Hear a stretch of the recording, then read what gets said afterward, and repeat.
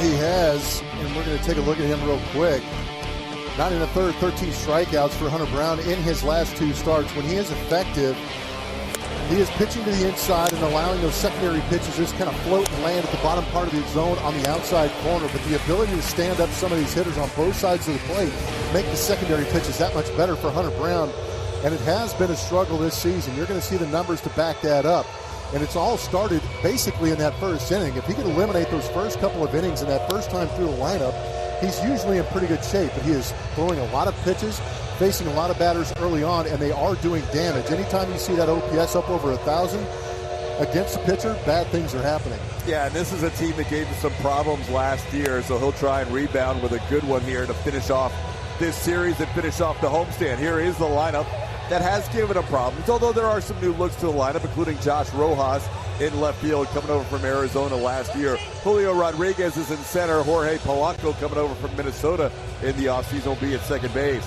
Cal Raleigh starting all 3 games behind the plate. He'll bat cleanup. Ty France over at first base. Mitch Garber will DH coming over from the Rangers. Luke Raley coming over from Tampa Bay will bat 7th. Dylan Moore is the shortstop. And Luis Arias coming over from Milwaukee and Boston last year will bat 9th. He hit a home run in the game against Framber Valdez last night. Here's the Astros starting defense. Trey Cabbage will get a start in left field. It's presented by Xfinity. Joey Loperfido is in center field. Kyle Tucker will be in right. Jeremy Pena and Alex Bregman on the left side. Jose Altuve. John Singleton starting every game on the homestand at first base. And Yainer Diaz will be the catcher today after Victor Caratini caught Framber Valdez yesterday. So see how Hunter Brown fares early. That's what's important. That has been a key problem for him this year as he hopes to solve it here in his 7th start of the season. Astros did win the last game. Hunter started as he delivers a first pitch strike at 95 miles an hour. Josh Rojas did not play in the game last night. Rojas did start the game Friday night. It's off to a good year for the Mariners, hitting .338. Hits this ball well on the right center field, and that is going to go all the way to the wall. Playing it off the wall will be the center fielder, Loperfido. Rojas breaks it down at second. He thought about trying to go for 3 initially. But Loperfido got it back in quickly. An initial double for the Mariners to start this game. Well, here we go. Early on our Matches from Supermode, you're going to see a fastball out over the plate that allows Josh Rojas to get those arms extended. That leg kick laid into that one. Early double that Hunter Brown's going to have to try and work around. Here's Julio Rodriguez. Rodriguez with good numbers in his career against Hunter Brown. 3 for 5, a couple of doubles, a walk. The 2 times he's been retired by Hunter, he has struck out. Well, coming out of the gates has been an issue for Hunter Brown. He needs to try and get it figured out after 6 starts carrying an ERA of 9.78. There's only been 2 Astros pitchers in franchise history that have had an ERA above 9 after 6 starts other than Hunter. Jose Lima. Lima time didn't love the transition to this new stadium. In 2000, he had a 9.59 ERA in his first year in this building after 6 starts. That was an awkward swing.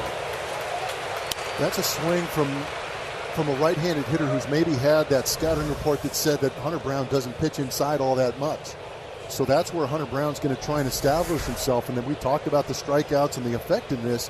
He had a start here against Atlanta where he pitched inside and did well. Yeah, he opens up everything when he can get that both sides of the plate working, as he just did to Julio Rodriguez. Kind of a creeping lead by Rojas, and Hunter Brown checks him back. Yeah, nobody was paying attention to him out there at second base. The other pitcher who started with an ERA above 9, Ryan Bowen in 92. 6 starts in, had an 11.81 in that season for the Astros. Broken bat on a 1-2 pitch, and that is fouled out of play. 98. What? Okay. What? Come on now. I like that, Hunter Brown. 98 on the inside, third of the plate. Watch the location on this pitch. See Diaz set up in there, but that's 98 right on that inner third. We give Julio Rodriguez a little bit of credit for fighting that off, just fouling it off. So now a new stick in his first at bat. Home plate umpire Junior Valentine asking him to hustle a little bit to get back in the box.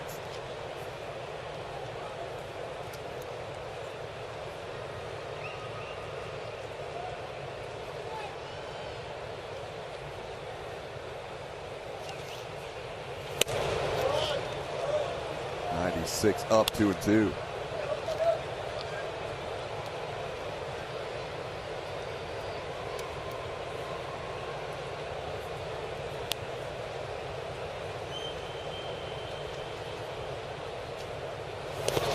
That one down. Rojas thought about going to third, and Diaz thought about trying to backpick him. Nothing ends up happening as Rojas dives back in without a throw. Yeah, he slipped as he was trying to get back because he thought about heading to third. You see him jump off there, read that ball in the dirt, took a jump. And as he was making that turn to go back to the bag, lost his footing a little bit. Could you imagine if he'd have gotten picked off right there? This series on the bases has been an adventure. Seems like those situations have just unfortunately found him. Former Astros minor leaguer who was involved in that Zach Greinke deal to Arizona. Now 3-2 pitch, missing up, ball 4. Julio Rodriguez now on base for the 5th time in 7 plate appearances against Hunter Brown. First and second, nobody out.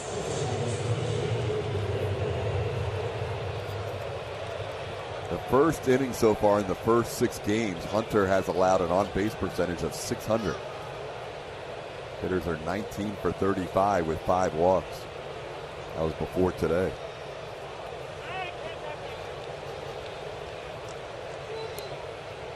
Hunter had already come to a set before Polanco was in the batter's box, so Junior Valentine asked for a reset.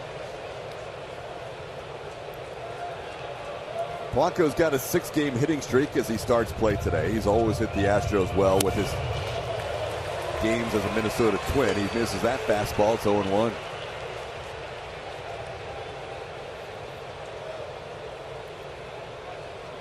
A little bit of frustration in a couple of these fastballs from Hunter Brown. That last pitch in 97. Sits at 95. First 6 starts of the season. And you know that in his mind, he knows the narrative. He knows everything we have said about the first inning, and he just wants to get through one of these innings clean. And he's already dealing with first and second nobody. Yeah, I would imagine he and Yiner have gone over that scouting report extensively, just trying to find a way or what adjustment they can make to get through that first inning. A ground ball right here would really help. Or a strikeout. Strikeout and a ground ball next out of Cal Raleigh would be beautiful. Frommer had that yesterday's first inning. And Frommer got himself in a little bit of trouble with a walk and a hit by pitch to start the game, and Polanco hit one right to Jose Altuve for a double play. And then Garver struck out to end the inning. Didn't miss by much. There have been some close takes by the Mariners in this series. They've been good takes, but they have a pretty good idea of the strike zone. Yeah, you just kind of assume coming into the series, knowing how often the Mariners strike out, that they just chase, but they've actually commanded the zone really well in this series against the Astros. Now the breaking ball down, it's 2-2. But I think the idea for Hunter is, how do I make my curveball more competitive? How do I make my slider more competitive?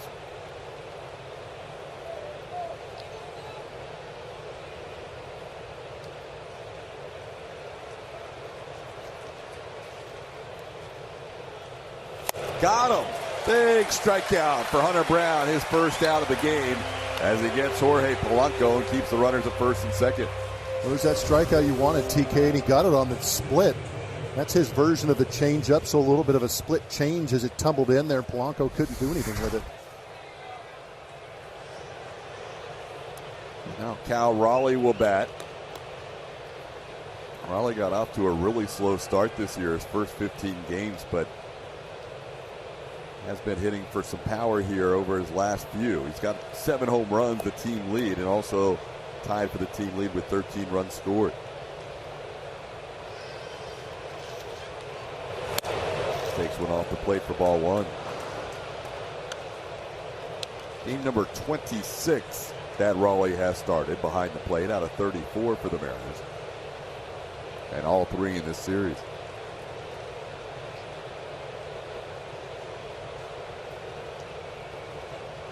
Rojas dancing off second as Brown delivers. Raleigh tried to hold up, but couldn't. It's 1-1.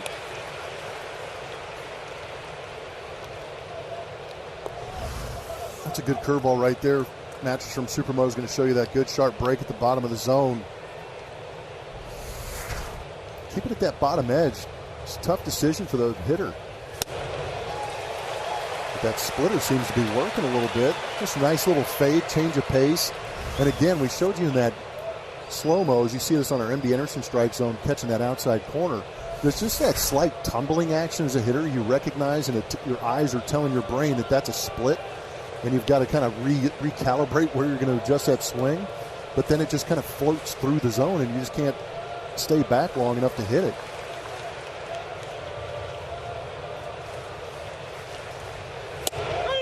Got him. 96 right there. Cal Raleigh expecting something else, and that's back-to-back strikeouts for Hunter. Set him up for the heater and locked him up. 96. Pulled it a little bit, but stayed in the zone to get the call. Cal Raleigh was looking for spin. So now, after first and second, nobody out, Hunter can see his way out of this inning if he can get Ty France. Easier said than done. Ty, a career .325 hitter against the Astros. Excuse me, .329 against the Astros, and he's 3 for 5 in his career against Hunter Brown. France had a couple of hits last night and a couple of runs scored, and chops the first one foul. We've said this numerous times over numerous years. Somebody gets Ty France out because he's hitting .255. It's just not Astros pitching. Yeah, it doesn't make any sense. You put his numbers on the board and you're like, this is not the same guy I'm watching or watched over the years. But now Hunter ahead 0-2 after back-to-back strikeouts. And this crowd, which is still filling in on a Sunday afternoon, looking for that final out of what looked like a daunting start to this one.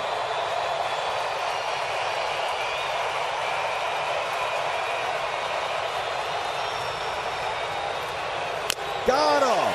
Hunter Brown showing some emotion in the first inning.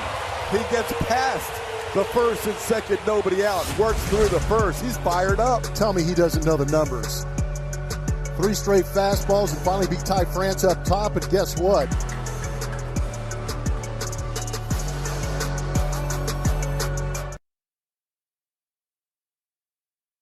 Singleton starting every game in this series. Yainer Diaz behind the plate.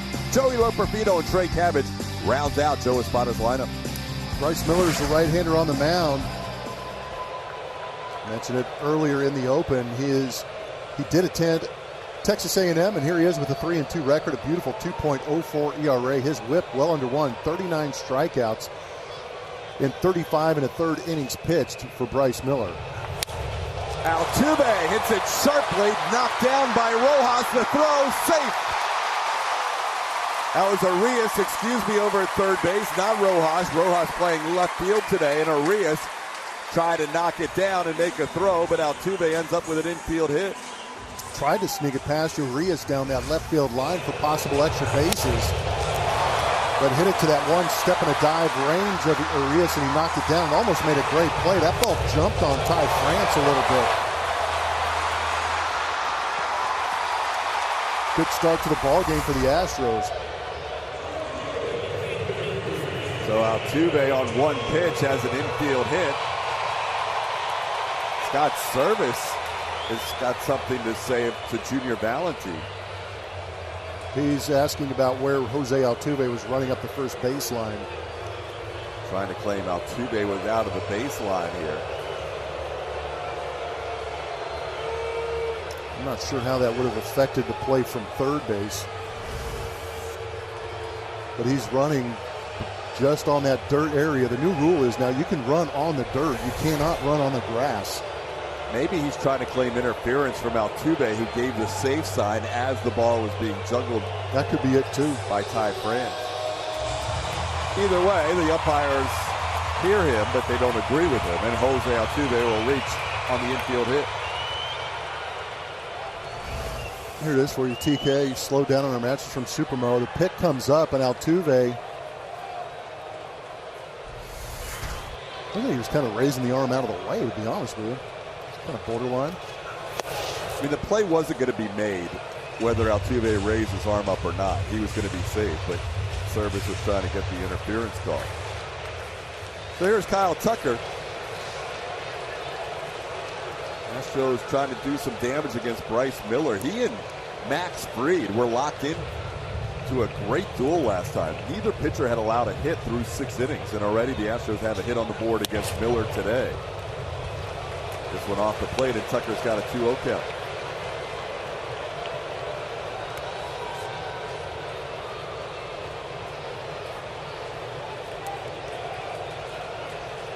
Tuck, like Jose Altuve, and the guy on deck, Yordan Alvarez, playing all 34 games for the Astros this year. Jeremy Pena also has started every game. Now the count's 2-1 on Tucker.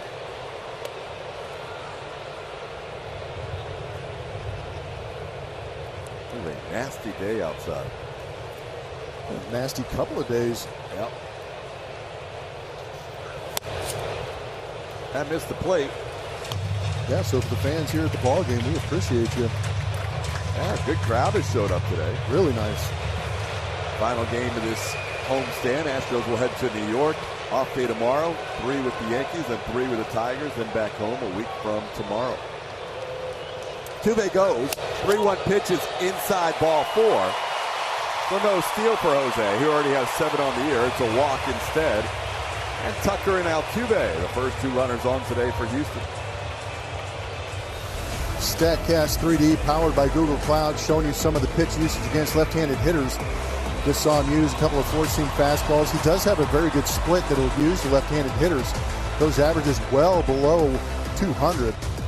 To right-handed hitters, he'll use both fastballs. He'll move that fastball up. He'll use that sinker to get inside, and then he'll try and set up that split late. Yordan has a home run against Bryce Miller. He's 2 for 6 with a home run. And hits this ball hard to center field, but Rodriguez with a good jump on it. Altuve's going to bluff a go with Rodriguez heading that way towards third. Altuve had no chance to advance. So Yordan lines out for the first out of the inning.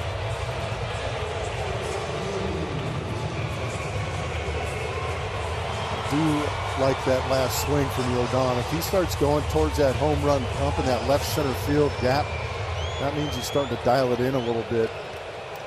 It's kind of funny to say only 98.5 miles an hour off the bat. Yeah, he still gets a hard hit out of that, but for him, that's pedestrian. Yeah. Alex looking for his first career hit against Bryce Miller. He's 0 for 7 with a walk. 25-year-old right-hander delivers and gets to the bottom of the zone, although Alex wasn't sure if that was the bottom of the zone. It's 0-1. I've seen some games in the past. Junior Valentin's had a little bit of an issue with the bottom part of the zone.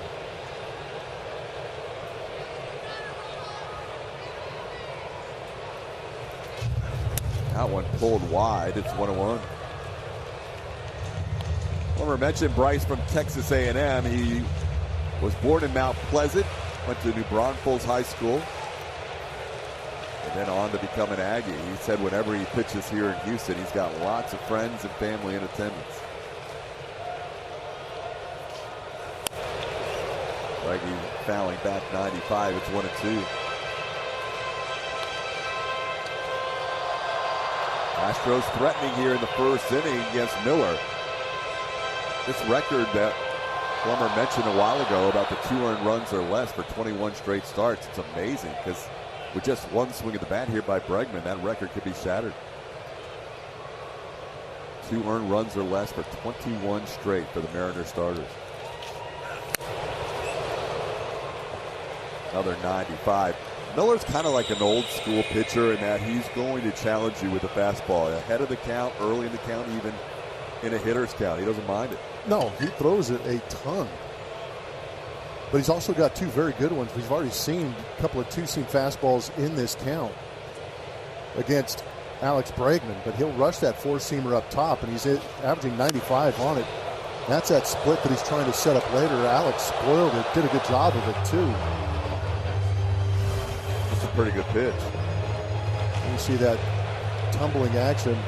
Alex just able to keep the barrel in there long enough to get it out of play and maybe see another pitch. Hit hard. What a stop by Urias to second for one, and they turn the double play.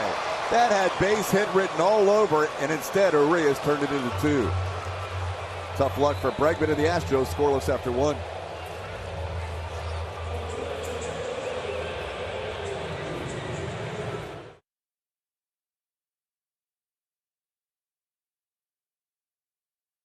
The Houston Astros here on Cinco de Mayo back in 2004.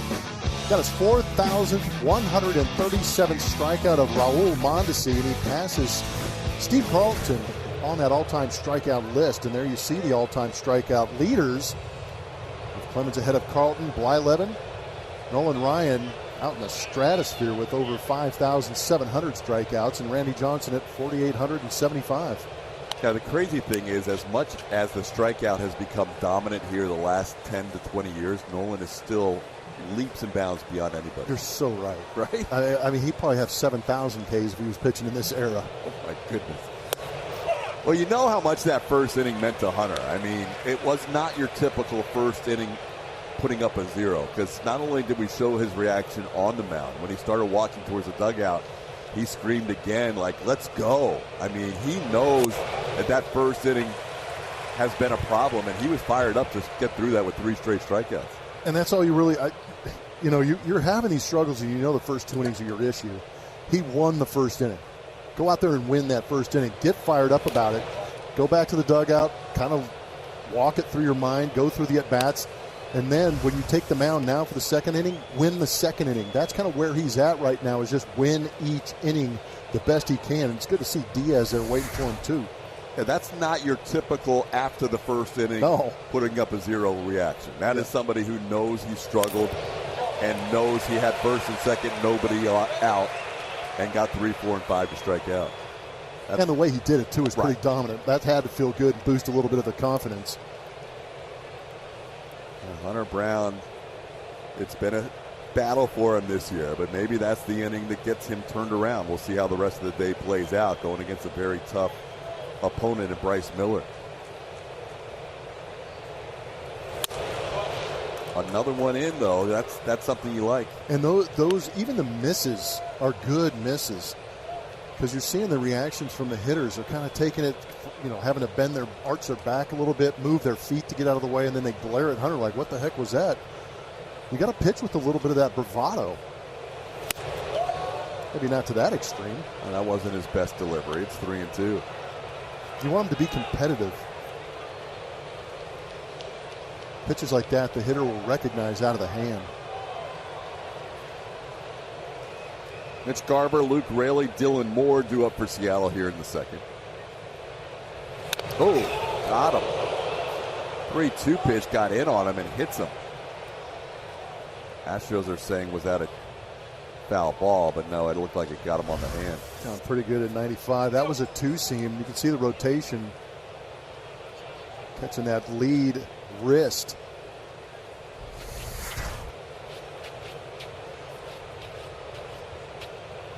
Garver, the DH for the Mariners. Checking that grip strength as he will be a leadoff base runner here for Seattle in the second inning.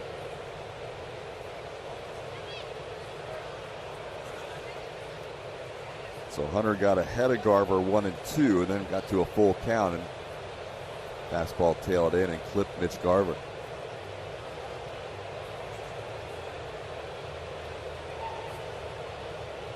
Take another peek at it. This is Hunter Brown's first hit batter of the season. That two-seam rotation tailing up. Watch the knob get closer to it. So it caught a lot of hand, but it also got a little bit of that knob. Oh, wow. So hopefully it kind of deflected most of the damage that it could have done if it hit directly on the wrist. Now here's Luke Raley. Raley had the night off last night, back in there today. He played in the first game and went 1 for 3 with a run scored. Fastball up, and Yiner tells Hunter, calm down a little bit, bring those fastballs back into the zone.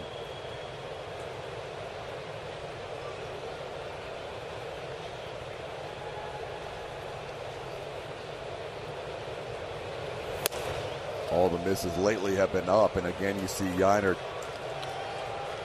trying to communicate with his pitcher to keep the ball down. It's 2-0. You know, before catchers got all down on their knees for these frame jobs and things like that, you just start aiming at knee pads. And Hunter right now needs to find a target that will get him to correct that delivery and get that release point down in the zone. It was a good start to the inning, 1-2, and then all of a sudden everything missed up and in. And yeah, he's got to find that put away when he gets ahead 0-2, 1-2. 6 straight out of the zone. There's a strike.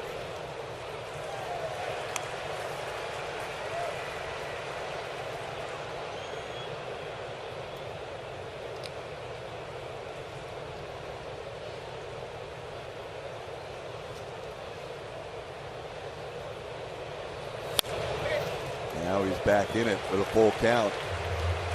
We've earned the right to get back in there 3-2. Come at him with another good fastball right here.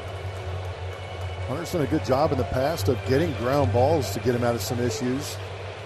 This season, right around 47% with that ground ball rate. The last 2 years, he's been up over 50.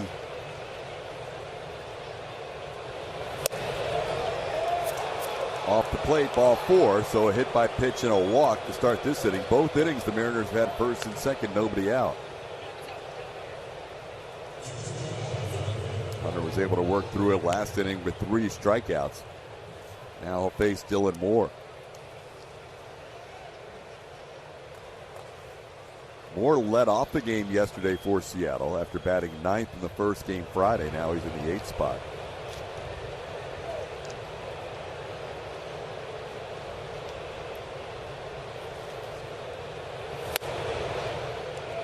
Pitch missing, just in, 1-0. Still a good pitch, and I like the height of the pitch.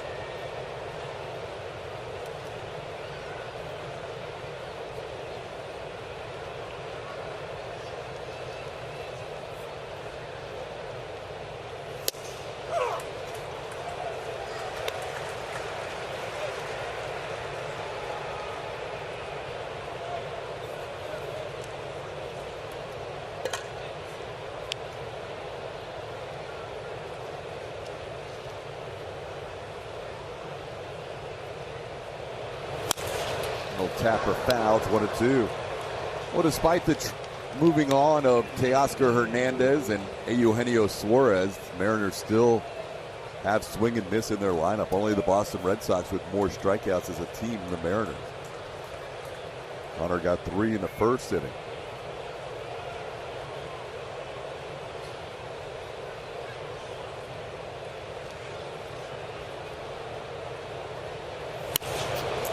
Moore stays alive by popping a foul away. It's 1-2. Hunter last year facing the Mariners never got through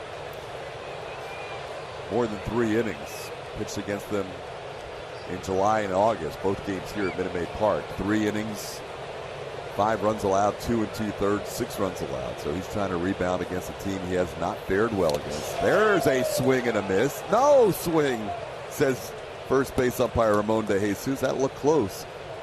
And it's 2-2. I was watching the same angle you were. From behind, it looked like he went. Nope. Just enough to check.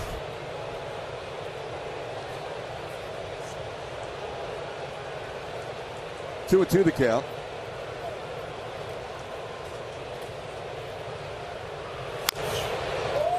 And Moore's staying alive, fouling off 2 strike pitches.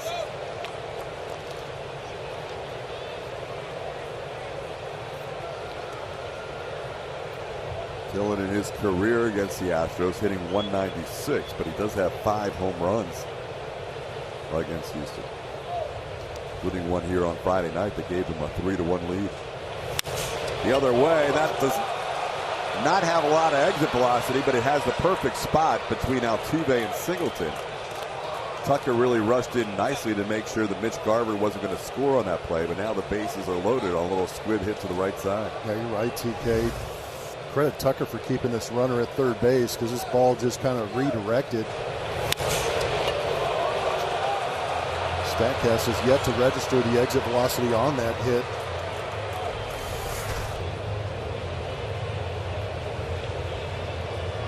Now Luis Urias will bat.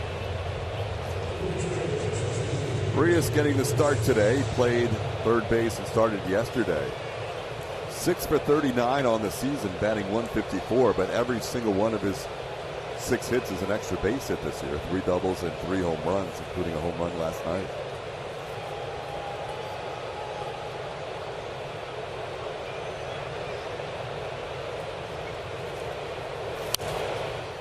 Urias fouls the first one back.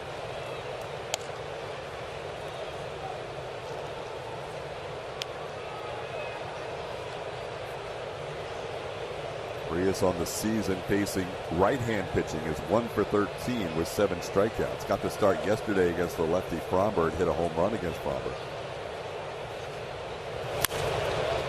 Down to the count here, 0-2. Well, here you go. If you're Hunter Brown and Yainer Diaz, you're trying to find a way to punch Luis Urias out in the next 2 pitches.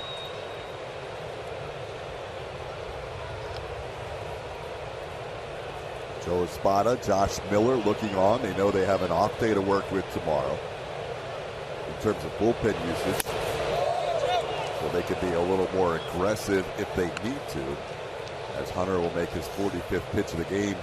Nobody out in the second inning. Brandon Bielak saved a lot of arms yesterday with 3 great innings of shutout baseball out of the pen. Didn't get the chase on a 1-2 pitch up, and now the count evens. He had the right sequence, just didn't have the right location on that to get that jam shot or the swing and miss or the take for a strike.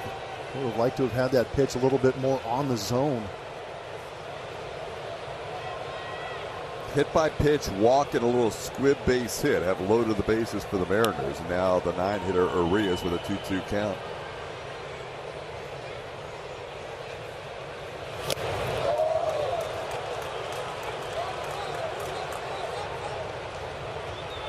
Hunter's got to make a pitch now. Nowhere to go. 0-2 to 3-2.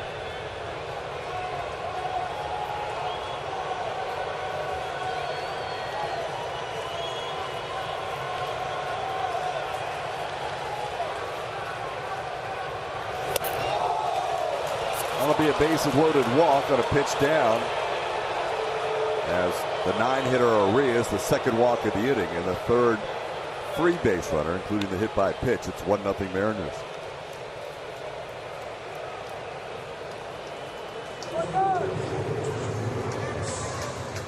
It's frustrating for a pitcher, of course, and a team also, to give up a run in an inning where there's only been 1 hit.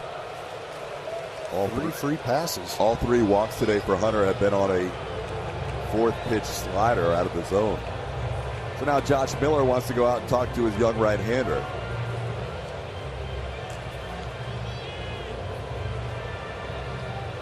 Now a word from Topo Chico. Crisp taste, legendary refreshment. Topo Chico Hard Seltzer, a real winning lineup.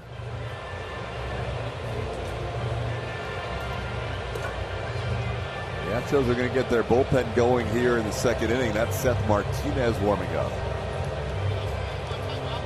Seth pitched in the game on Friday, only threw 5 pitches, but that was on the heels of throwing 2 innings on Thursday. So he will be pitching for the 3rd time in 4 days if he gets in the game. Top of the order, Josh Rojas doubled his first time up.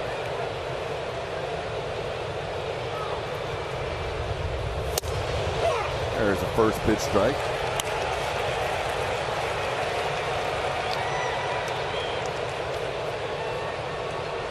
Seth also warmed up last night but didn't get into the game, so he's been busy out there in the Astros pen.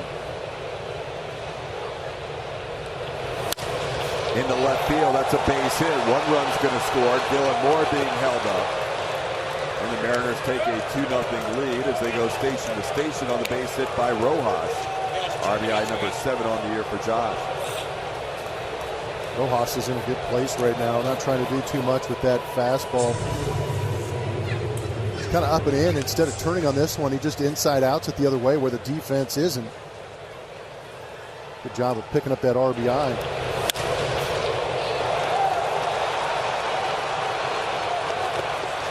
Well, maybe the key hitter in the game for Hunter Brown. He has not had much success with Julio Rodriguez. He walked in his first time up. He gets ahead of him here 0-1. Rodriguez has been on base 5 of the 7 times he has faced Hunter.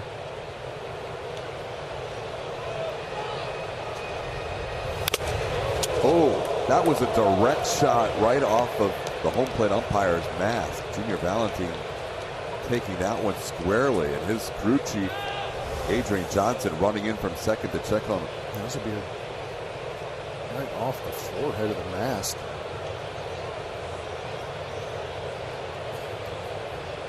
Wow. Wow.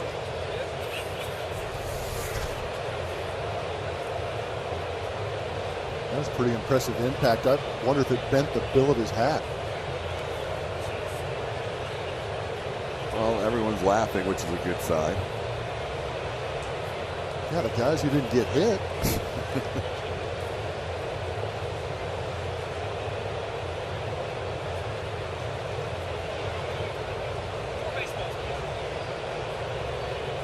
Jeremiah Randall, head athletic trainer for the Astros, out there to check out Valentine. Sometimes they will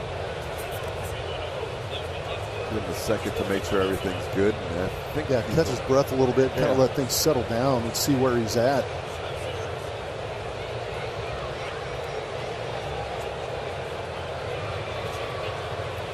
Convinced Jeremiah. Yep. Junior's ready to go. Niner Diaz took advantage of a little delay to go out and have a word with Hunter, as they're 0-2 now on Julio Rodriguez. I feel like catchers expect to get hit.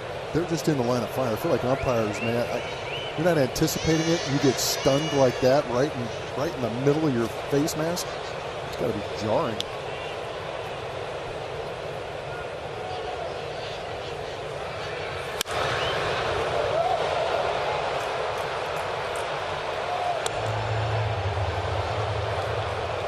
"26 runs this year allowed by Hunter, 15 in the first inning, 6 in the second inning. Today, both runs have come across here in the second inning. So 23 of 28 runs this season have been in the first couple of innings.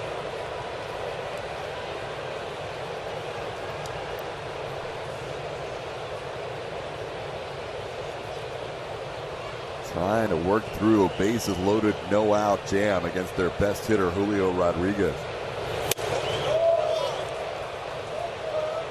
Julio led the team in everything last year: batting average, OPS, home runs, RBIs, runs scored, steals. Dylan Moore singled, he's on third. Luis Arias walked, he's on second. And Josh Rojas singled, he's on first. Will be the 34th pitch of the inning for Hunter Brown, his 55th in the game. Still nobody out in the inning.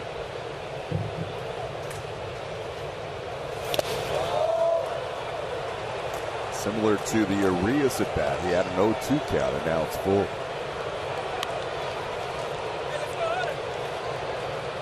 Tough spot for Joe Espada and Josh Miller right now as they talk about their options here, with Seth Martinez warming up.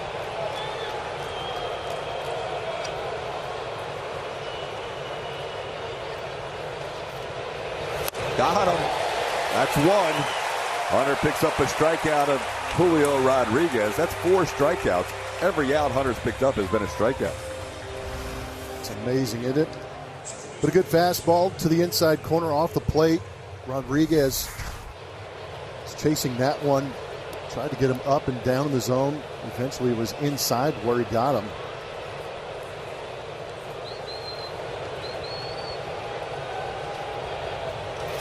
Ground ball towards short. Pena will take it himself. That's a double play.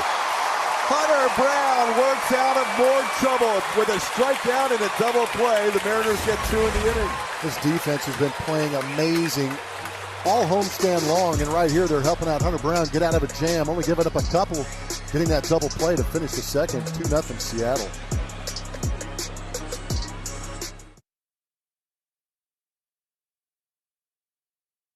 make the most all-star teams over their career? A. Yainer Diaz, B. Jeremy Pena. Two choices at Space City HN is the place to go, and use the hashtag Stroh Poll to register your vote. A. Yainer, B. Jeremy. Here is Jeremy Pena leading off against Bryce Miller.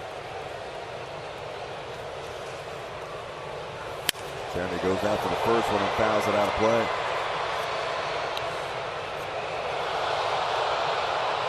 Astros threatened against Miller in the first inning. Had first and second, nobody out. Jordan Alvarez lined out to center. Alex Bregman hit a ball sharply that turned into a double play. This one grounded towards short. Should be easy for Dylan Moore. Pena, who always floats down the line, is thrown out for the first out.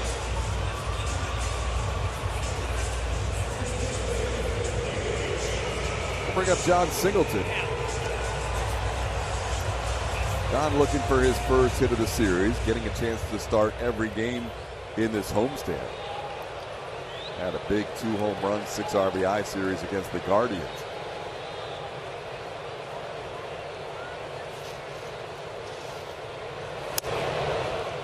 Takes one in for a ball, 1-0.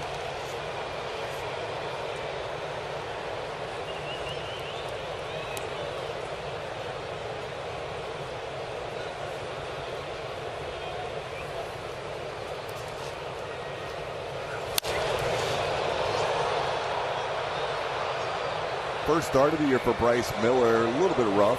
Red Sox got him for 4 runs in 5 innings, but then turned the calendar to April, and Miller with 5 starts in April and a 1.19 ERA. Opponent sitting just 127 against him in the month of April.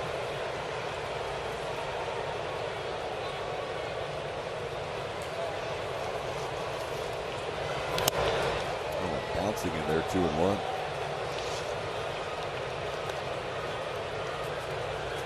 Astros do have 5 left-handers in the lineup today. And Miller, even though he's a righty, has been kind of dominating the lefties this year. He's done a great job against left-handed hitters. Coming into the game 8 for 66, which is good for a 121 batting average. He's given up 3 home runs, though.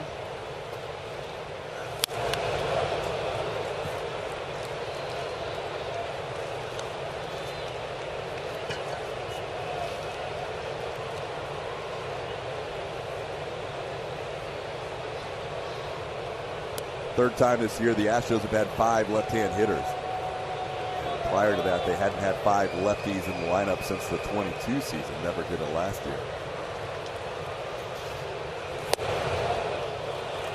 Singleton holds up. It's 3-2.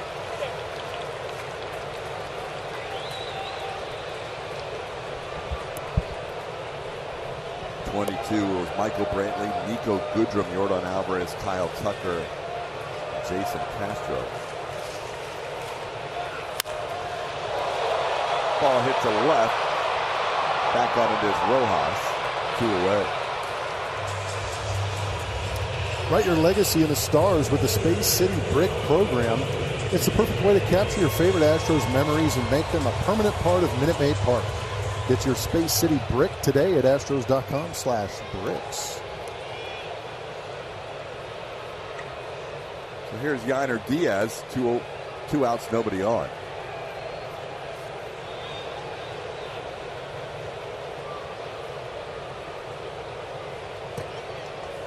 Yainer probably, it's very small sample size, but probably with the best at bats against Bryce. He's 2 for 3 with a double against him. Jordan 2 for 7 now with a home run against him. The only other Astro with multiple hits against this right-hander.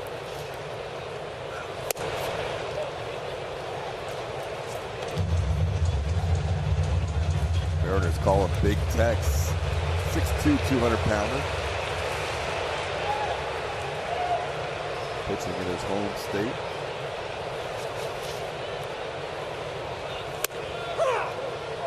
That call didn't have to go against Yainer, but does. You're trying to applaud Yainer for having good takes, and he does have a good take on this pitch. Just doesn't break his way.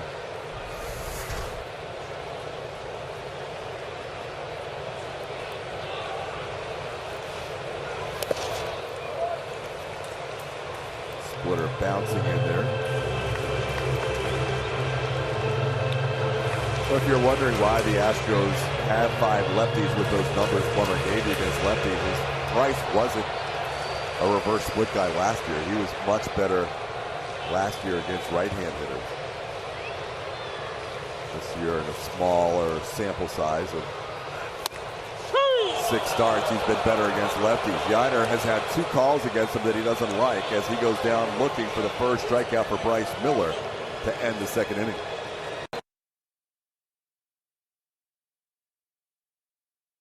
First inning. Raleigh expecting something other than the fastball. Took 96 for a call 3rd strike. So Hunter picking up the 2nd of his 3rd consecutive strikeouts there in the 1st inning. Freezing Cal Raleigh. Hunter worked out of a 1st and 2nd no-out jam in the 1st with nothing scoring. And then 2 runs scored with the bases loaded and nobody out in the 2nd. And he allowed no further damage with a strikeout and a double play. Now he starts this inning with Cal Raleigh leading off. 57 pitches in. And that pitch to Raleigh in the last at bat, which was off the plate, just one of 4 non-first pitch strikes. He's now 9 of 13 on first pitch strikes. So even though his overall command hasn't been good, he has been getting that first pitch over. And sometimes getting ahead 0-2. And he's walked a couple of guys after getting ahead 0-2. Now he gets a chase on the splitter. That splitter has given Kyle some problems. It's 1-2. He's gotten him waving at it a couple times. He talked about it in that Sage pitching decisions, but just a little fluttering split that just kind of fades off that outside corner. Raleigh opening up. Can't get to it.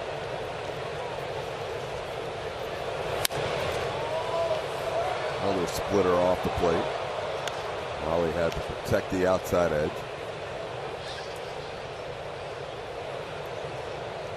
So Hunter with 4 strikeouts and a double play for his 6 outs today. Called 3rd strike, outside corner. Raleigh down looking for the 2nd time today. That's now 5 strikeouts for Hunter. Good curveball. The backdoor variety. Spinning it back on that outside edge. Raleigh doesn't have an answer for it. A couple of strikeouts looking today for Cal Raleigh. If you can get the Hunter Brown against Cal Raleigh against the rest of the Seattle Mariners, you'd be in pretty good shape. Ty France goes after the first one. Loperfido calls off Cabbage and puts it away.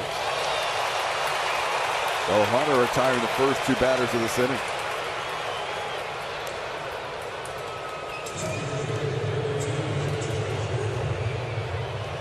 Clean inning would go a long way towards helping Hunter get through 5 today. 57 pitches through 2. Pretty lofty pitch count. Here's Mitch Garber. First one down, 1-0.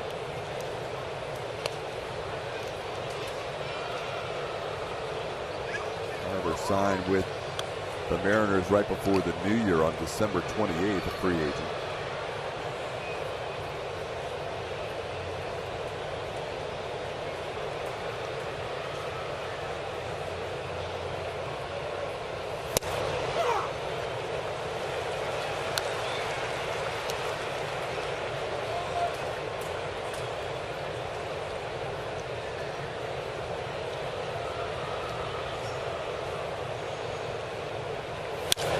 Up the middle, and that's down for a hit.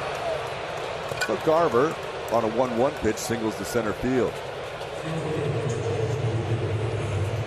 4 hits now for Seattle.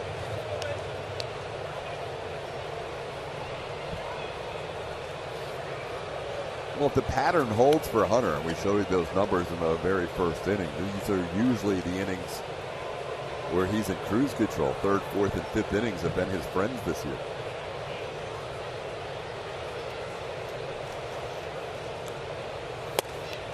This is up to Raley, 1-0. Raley walked his first time up, 1 of 3 walks. There's also been a hit batter in this game.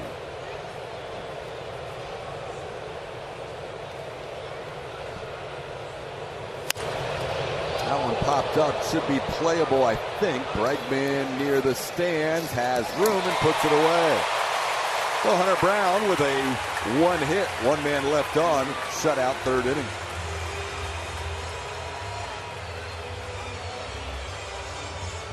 Hunter Brown back out there after a very efficient 9-pitch third inning. And the first pitch lined to Alex Bregman. Dylan Moore hit it on the screws, but he hit it right at the Astros third baseman. One pitch and one out in the fourth. That ball hit hard, but at least it found somebody's glove. Alex Bregman happened to be that guy standing at the right place at the right time. Gets that first out on a first pitch.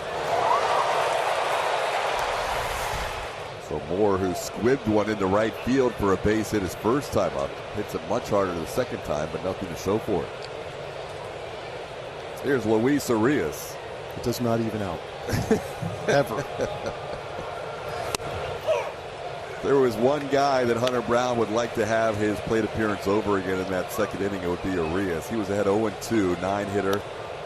Eventually walked to force in a run.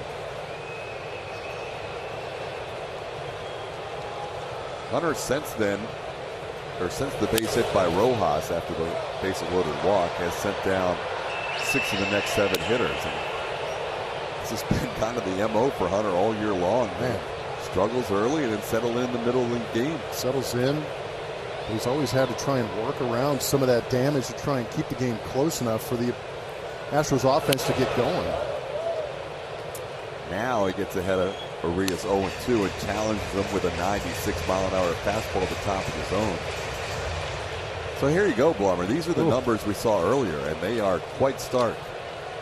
Yeah, you're going to see that top number go down a little bit, but then there was a little bit of damage in that second inning when the Mariners scored 2 runs. But that damage was self-inflicted with a hit by pitch, 2 walks, and then a weak base hit, driving in, helping out kind of the traffic in that inning and score those runs.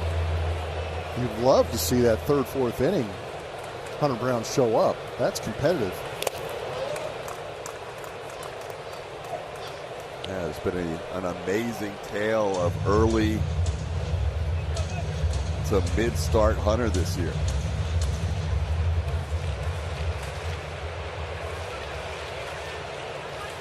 Mentioned Arias hasn't faced a whole lot of righties this year. Started yesterday against Fromber, sends this one high in the air, shallow center. Loperfido comes in. 2 away. And now a word from Buick GMC. There are trucks, then there's the truck. The GMC Sierra.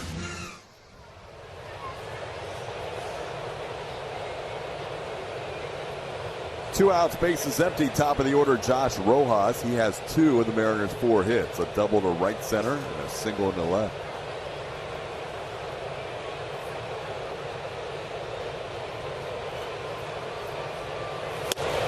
First pitch strike, 0-1. Is that the cutter?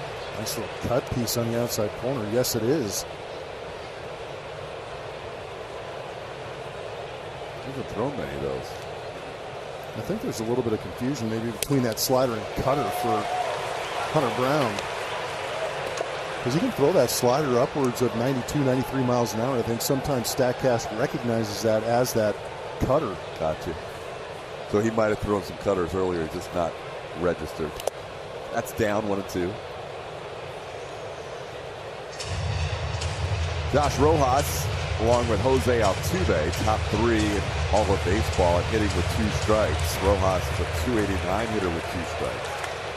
Altuve at .310 on the season with 2 strikes. Just missed the bottom of the zone, 2-2. It's a tough splitter to lay off. That is a tough splitter. Thought with him pulling it across that plate, you might have seen that little bit of a chance that Rojas swings at it.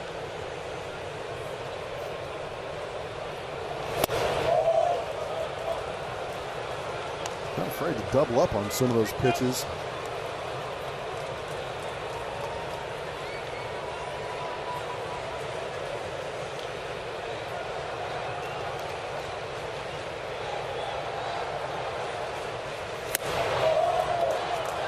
So after getting ahead 1-2, Hunter can't find the bottom of the zone with the next 3. Still searching for that clean inning as he walks Rojas here with 2 outs. That's walk number 4 in the game. And here is Julio Rodriguez. Julio walking a strikeout today.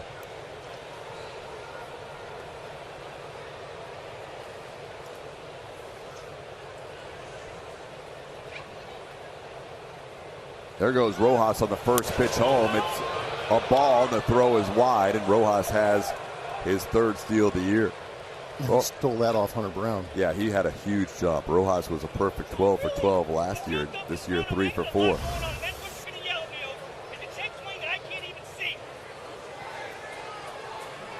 A little barking coming out of that Astros dugout as we watch that replay, and you're right, you've got to be able to stop that runner, at least get him to stop his momentum from going towards second base.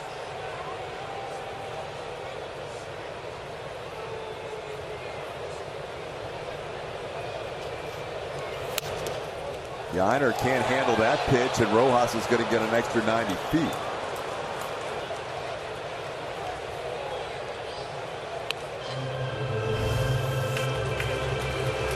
Be a wild pitch, but Yiner looked at the other side of that one. It just popped out of the levy. Yeah, just snuck out of there, and he wasn't too aggressive to go get it either.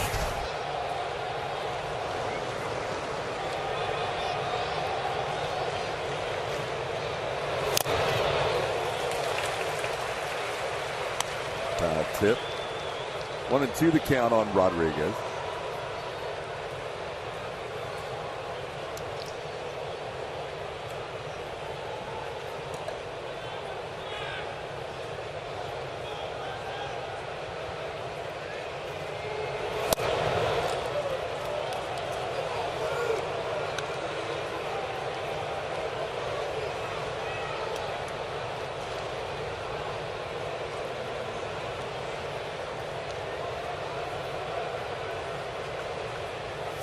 Towards short, Pena is there. And that does it for the Mariners in the 4th. A walk, 1 man left on base, Hunter Brown. Better in the 3rd and 4th. The Astros trying to figure out Bryce Miller. They'll have Kyle Tucker, Yordan Alvarez, and Alex Bregman due up.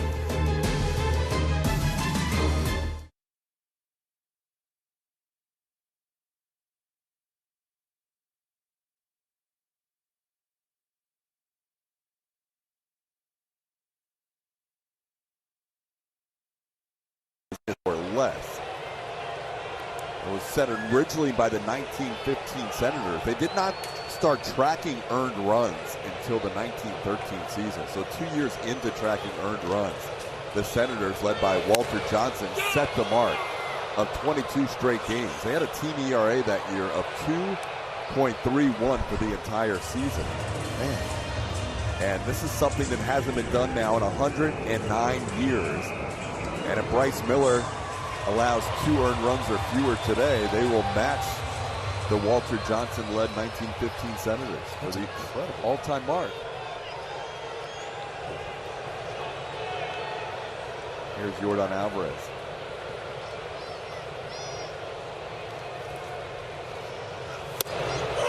There's a strike, 0-1. Yordan, one of the few Astros having a good series against this Mariners staff. He's 3 for 7. We mentioned on Friday night, even though Yordan came into the series 0 for 18, nobody in Seattle believed that, because all he does is dominate this team. Yeah, they're probably going over the advanced reports, wondering what the heck everybody else in the league is doing to him. He has saved some pretty special swings consistently against the Seattle Mariner team. Miller ahead of him here, 0-2. Yordan line to center, his first time up. Sends this one high in the air, shallow left. Back goes Arias. In comes Rojas. It'll be Rojas calling off Arias for the second out. There's the AT&T Fiber fast pitch with Bregman coming to the plate. MLB ranks at home this season. The Astros #1 overall with a .273 batting average. They almost are at that 800 plateau as far as the OPS concerned. Dodgers are the only team with a better OPS at home. But it's interesting with those 2 high numbers on the top. The runs per game is only right around 4.8, which is good for 8th in all of baseball. And of course, the ERA Pitching staff taking a little bit of a beating, but that 20th ranked 4.04 ERA.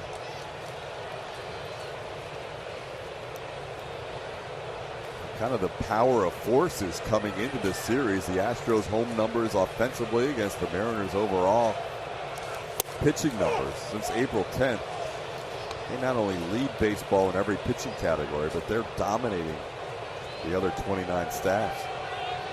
And during this run, it's not just like they're facing teams with bad offenses. Obviously, we just showed you the Astros numbers. Before that, it was Atlanta that they played. Texas is in the mix during that run of 22 games. Cincinnati, Arizona, Colorado. These are all average to above average offenses that they have put this run of 22 straight games against. That's legit.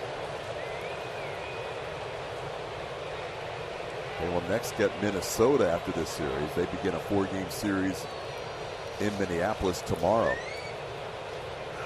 This one on the ground, right side, and a great play by Polanco. Throw is wide, though, and Bregman's going to reach. Polanco did a great job getting there, but his throw was just beyond the reach of Ty France. That'll be a base hit for Alex Bregman, who hit the ball sharply his first time up. If Brady gets thrown out by this ball, I would not want to be around him because he had a rocket his first time up into a double play. This time, if Polanco would have made that play on him, Alex would have been wondering what does he have to do to get a hit.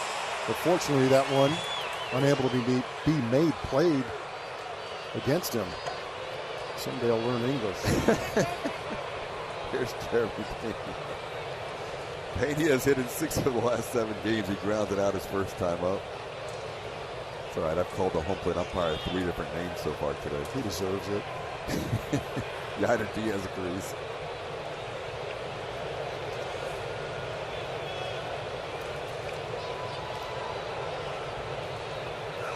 Ground ball on the first pitch. Backs up Arias, but he makes the play to Polanco for the final out of 4. 1 hit, 1 man left. We're through 4. Mariners lead 2-0.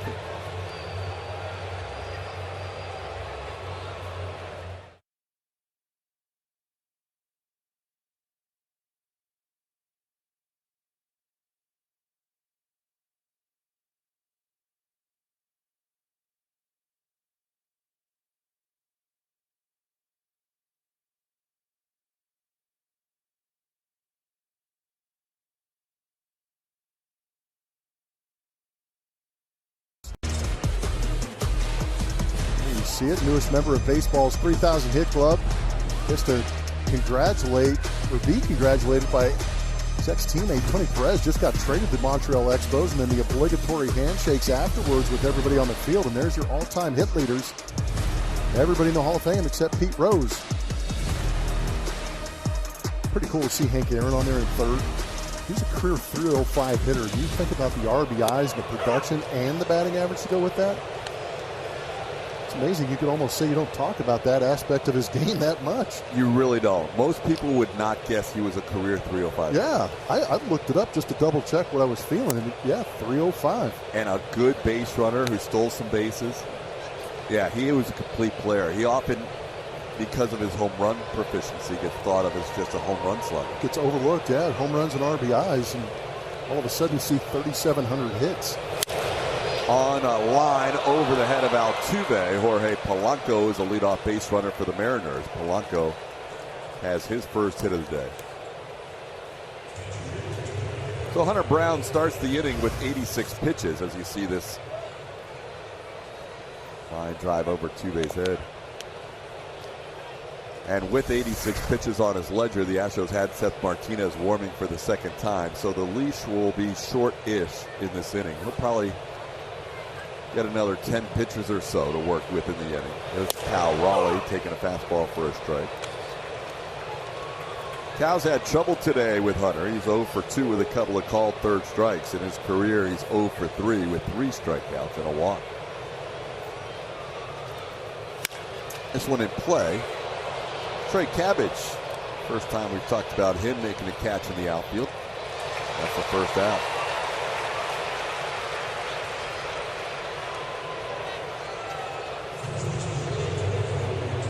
Joe Espada, there was a short leash out of the dugout. Ty France, the batter. We mentioned Ty with good numbers against Hunter in his career before today.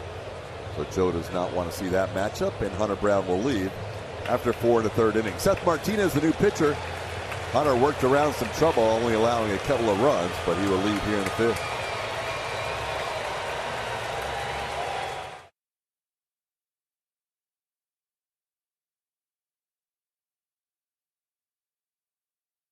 At Minute Maid Park, this celebration on May 9th will feature new exclusive caps at a special retail event with prizes all day long. Follow along on Astros and Minute Maid Park social channels or head to astros.com/team store for more details. New pitcher into this ball game is going to be Seth Martinez. Be his 16th appearance. ERA is at 1.96 and his whip is under 1. 11 strikeouts in those 18 1/3. Fastball, changeup, slider mix for Seth Martinez. First batter he faces is Ty France, who has struck out and flied out to center. See, the runner on first is Jorge Polanco with 1 out here in the 5th.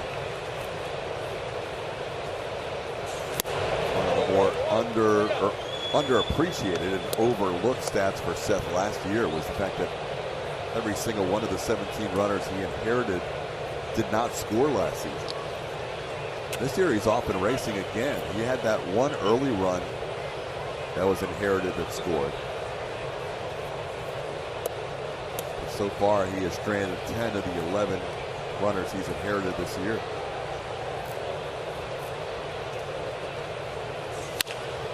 On the ground foul, it's 2-1. Snuck in and got that W the first game of the series, too. Hey, he did. Seth came on and only threw 5 pitches that night. But it was in the right inning because the Astros scored in the bottom half of the 7th inning after he went 1, 2, 3 in the top of the 7th. Probably just this inning for Seth today because it's his 3rd day out of 4 that he's been on the mound, plus he warmed up yesterday. And he hits Ty France with a breaking ball. Actually, that was a changeup. I thought he was trying to spin one. Yeah, I did too. That's the first thought is you're trying to spin it, just backed up and squared up Ty. That changeup just tailing into the rib cage of Ty France.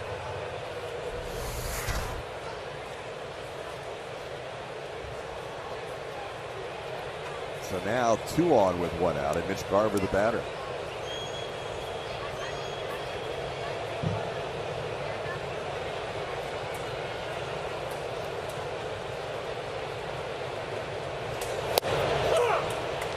Sweeper that starts at the hitter and breaks over for a strike.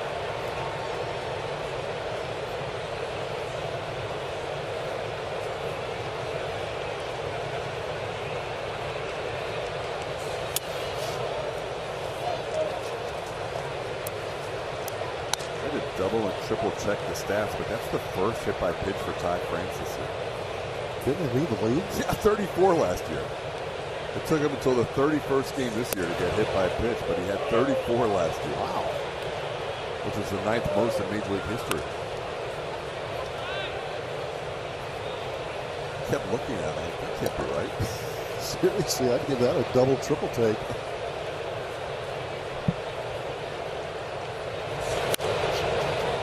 Harwood went out of play, 2-2.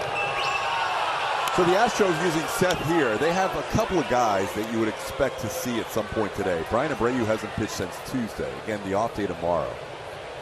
Sean Dubin and Rafael Montero haven't pitched since Wednesday. So likely you would see 2 of those 3, if not all of those 3 at some point today.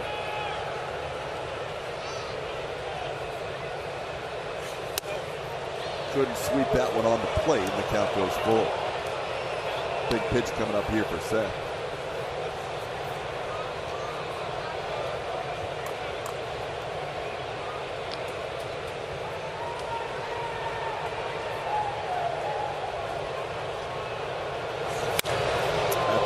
Quick, but hit very well down the left field line into and actually over the corner of the upper deck. That was a sweeper that stayed on that inner third. Garver's been good middle in this season, even though the numbers really don't dictate that. But I think a lot of pitchers have been attacking with off-speed down and away. So some of the weaknesses are this season for Mitch Garver. Towards the middle, Altuve's there. He will get to the bag, throw to first, double play! Double play to end the inning. Took the glove off of Seth Martinez, but Altuve was there to make sure they turned two.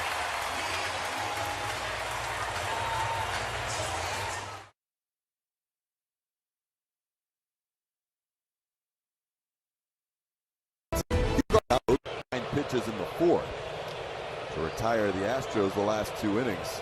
Houston with 2 hits so far. Their best threat was in the first inning against Bryce. As Singleton delivers one towards center. Easing up now on his track for the ball is Julio Rodriguez for the first out. We'll bring up Yainer Diaz. Yainer struck out looking. Didn't like 2 of the 3 strikes against him that first time up. Crazy number of the game. Yeah. Hunter Brown, 13 swings and misses in his time out on the mound. Yeah. Coming into this at bat for Bryce Miller, only 2 swings and misses. Come on. 2. I had to look at 2 different websites to try and confirm that. So he had 10 strikeouts against the Atlanta Braves team last time. And I wrote it down. Last time out against Atlanta, 17 whiffs, 15 on the fastball. This one off the mound, and Polanco is there. So the Astros putting the ball in play, just not finding any open space. Yainer retired for the second out. Time to play Name That Astro, powered by Reliant. A couple of clues for you. Triple Crown winner, doing it after age 35 and covering the bases. You know who that Astro is, powered by Reliant. Go to X and hit us up at Space City HN. Tell us who it is. Well, one of those 2 swings and misses was Joey Loperfido his first time up. So he struck out on a fastball above the zone just like that.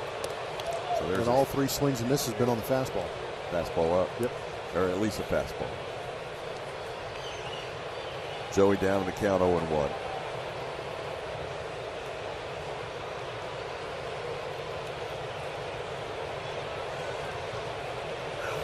It was quite a debut for Joey Loperfido. In case you missed it earlier in the homestand, Julian Morales was with his family as Loperfido batted with the bases loaded and singled in the 4th inning against Carlos Carrasco.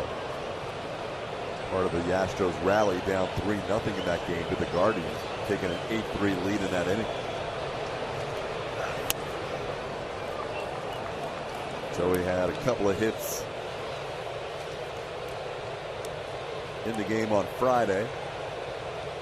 Yesterday went 0 for 2 with a walk. Did hit the hardest baseball of the night for the Astros at 105.2. Astros didn't have much going against Logan Gilbert last night. 8 innings from Gilbert of 2-hit shutout baseball. He did walk 4, but he was in command of the Astros throughout the night. And the same can be said about Bryce Miller today. Just 2 hits, both on the infield. 1 walk so far from Miller as he worked here ahead 1-2 with 2 outs in the inning.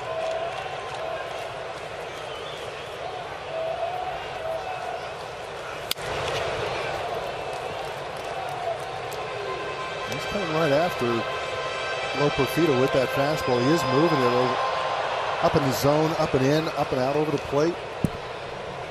Just staying on that upper rail.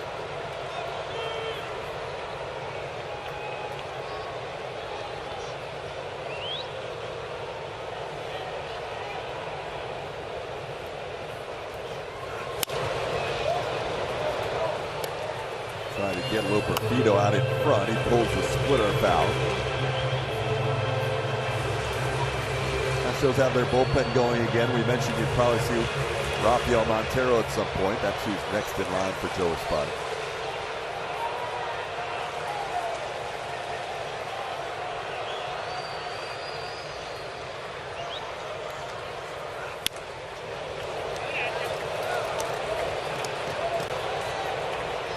Good battle here for Joey down in the count.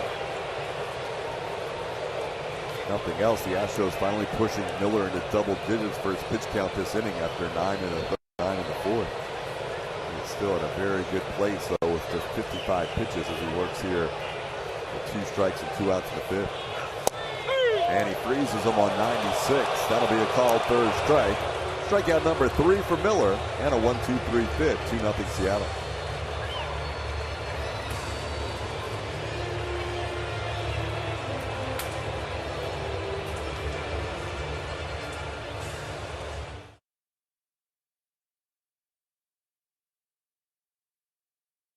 A 1.44 ERA in those 7. Opponent average very good, very low, 178. A lot of strikeouts as well. We're into the bullpen today, seeing Seth Martinez, who Joe Espada was praising earlier today and a couple of days ago, talking about how he's come in and thrown strikes. But it's the ability for these guys to handle all roles. It was kind of all hands on deck there for a while for the bullpen. They did a good job. Taylor Scott got his first major league win. Lots of good things happening with that bullpen. I hope that trend continues, guys. Yeah, it's been much better, Julie. You're right. And part of it has been the consistency of having the same guys in that pen. We saw those rotating spots in the pen for the first couple of weeks just to cover innings. And now the Astros have had the same 8 guys out there for this entire homestand, and it's paid off. They pitch well. No, but you nailed it with talking about the starting pitching. If the starting pitching gets deeper in games, then you start to define roles a little bit more, and Joe can be more consistent in when he brings those guys out of that bullpen, and they've thrived in some of those situations. Montero and some of the others, just maybe 1 or 2 hiccups along the way, and this is a hiccup. Yeah, that's a hiccup. That's going to end up in the second deck. Luke Raley, who hit 19 home runs with Tampa Bay last year, connects on his first as a Seattle Mariner in his 25th game with the Ends. And that ball was hit very well to right for a 3-0 lead. There's a forcing fastball up. Montero typically is pretty good against left-handed hitters, using the changeup and the fastball down. This one elevated, and Raley just top hands it out of here up into the second deck. So Raley carries the trident for the first time in his Seattle career. Here's Dylan Moore. Moore is singled and lined out. There's a line drive right at Alex Bregman. Dylan Moore has hit 2 balls on the nose, and both have been right at Alex Bregman for lineout. Remember what I said, TK? It doesn't even out. Nope. There's living proof in one game. 2 lasers, 1 base hit on the softly hit base hit going the other way for Dylan Moore, but he's testing out Alex. Alex has made 2 plays. That one hit harder than the previous one. That was 102.7. Luis Arias goes after the first one. Alex on one big hop, comes in on the grass and makes the throw. And Montero, after the home run, has rebounded with a couple of outs.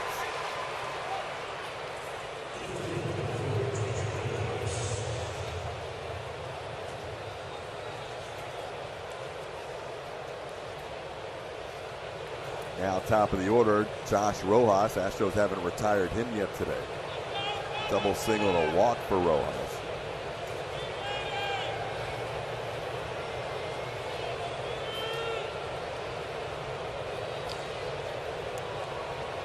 A tough series for Astros pitching against leadoff hitters. Stephen Kwan and the Guardians had himself a series. Josh Rojas isn't doing too shabby either. And Rojas, 3 hits in that first game on Friday. And now on base another 3 times today. Didn't play last night. Rojas was the last guy added to that deal. It was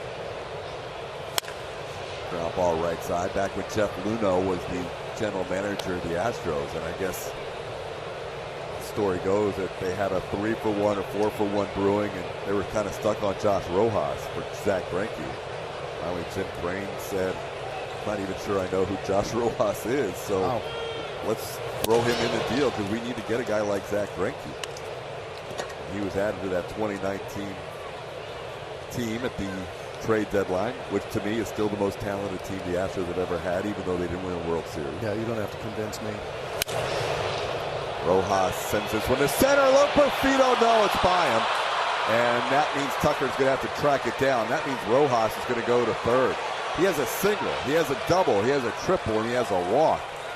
Perfido tried to make a great catch, but it got by him for a triple.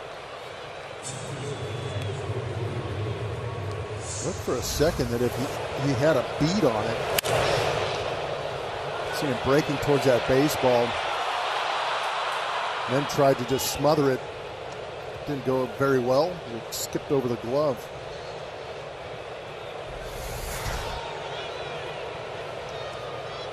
So now a little meeting with Yainer Diaz and Rafael Montero as Bregman and Rojas catch up at third. Julio Rodriguez, the batter.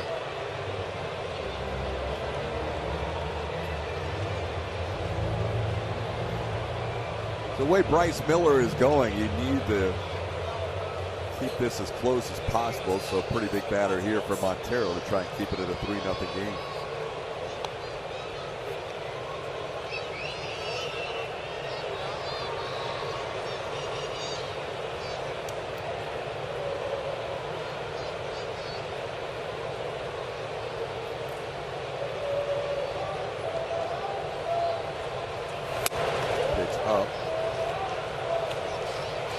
If you're wondering, that would have been a 5-star catch for Perfido. The catch probability was 20% for Joey on that line drive.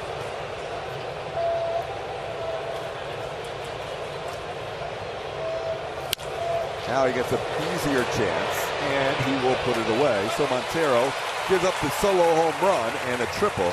1 run for the Mariners is 3-0.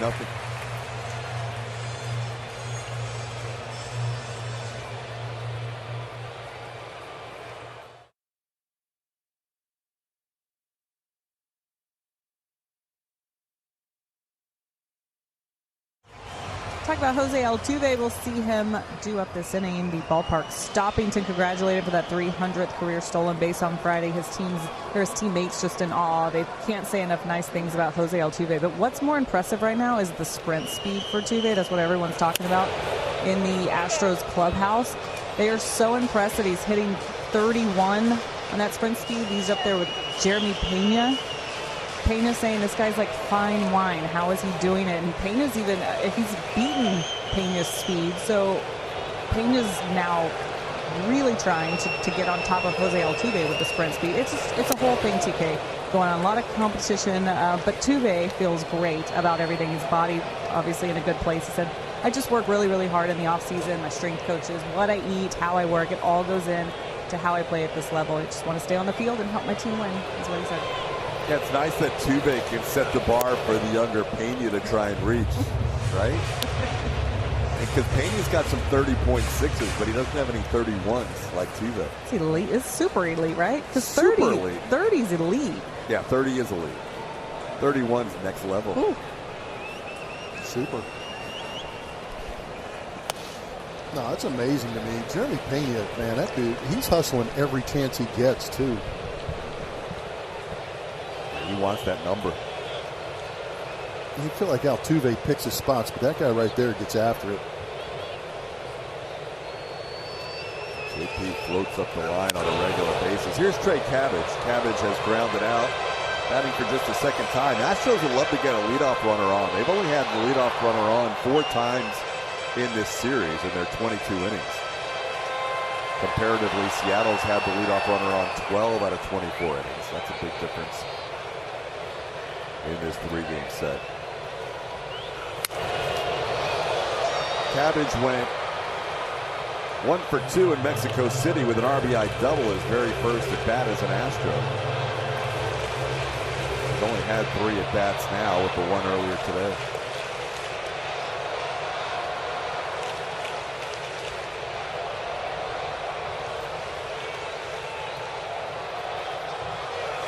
That ball smoked to center field. Back goes Rodriguez, and he will leap and make a great catch.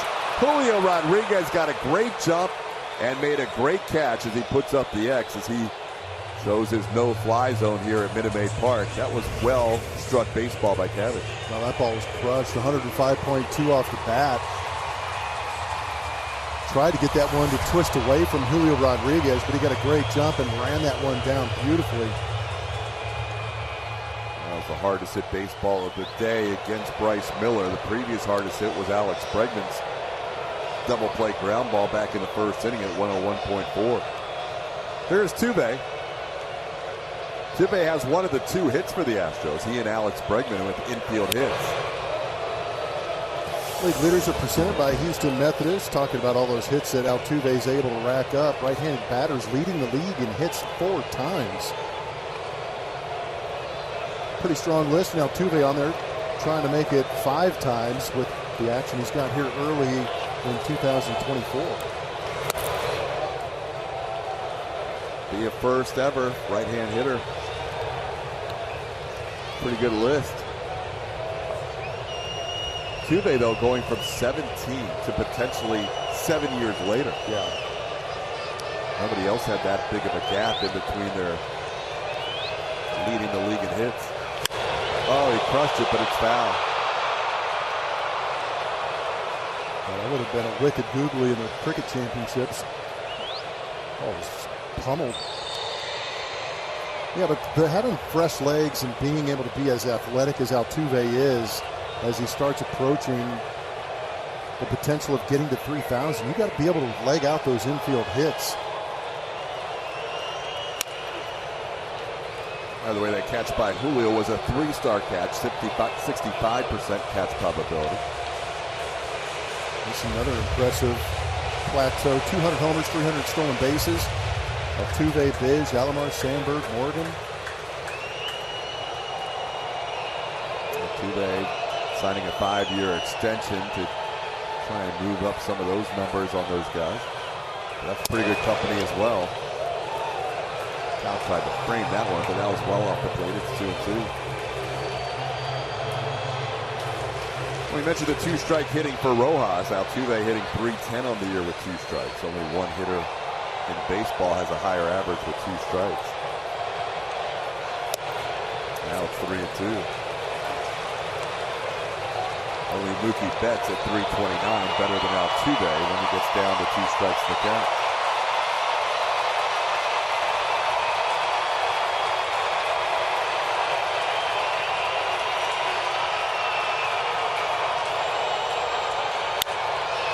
Fly ball. That's going to drift towards the stands, giving it a look as Rojas, but he runs out of room.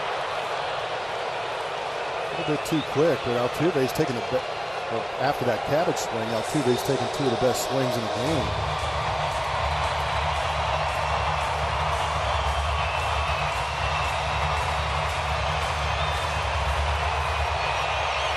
Highest pitch count of the day, 14 pitches for Bryce Miller. He had 56 through 5. Tuve with his second hit. That's the first one to the outfield for the Astros today. They had 2 previous infield hits, and Altuve's 2 for 3. Now tied with Stephen Vaughn for the AL hit lead. Got to go down and get this one down and in.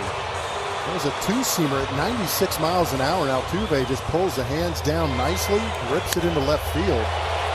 Hopefully these better swings are a little bit of a trend for the Astros as they try to creep back into this game. Got 2 of the best at-bats of the day back-to-back here in this inning. Absolutely. Another category where he's tied for first, 14 multi-hit games. This guy has 13 multi-hit games, Kyle Tucker. So does Jeremy Pena, but Altuve now leading both of his teammates with that 14th multi-hit game. Cal Raleigh and Bryce Miller discussing things. Tucker has walked and popped up today.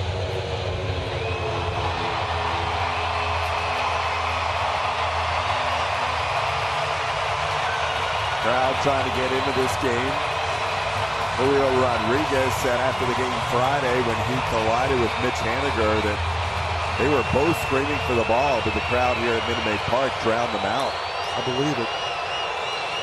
This crowd on a Sunday hasn't had much to cheer about. That Friday game was fun. That was like a playoff type atmosphere. It was a lot of fun. Fans last night didn't have much to cheer about in that 5-0 loss. See if Tuck could give him some excitement here. Goes after the first one and misses 0-1.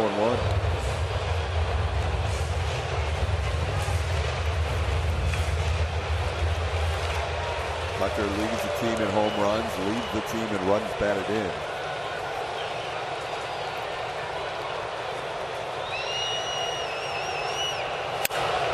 Tucker drives one.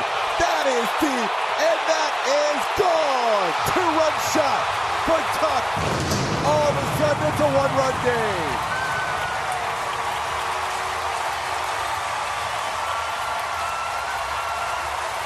King Tuck got a pitch down in that happy spot, a sweeper down and in.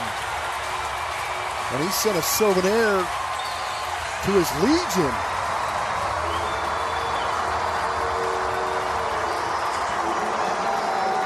So the Astros saw Bryce Miller as they had a string yesterday being shut out of 15 consecutive shutout innings for Seattle pitching in this series.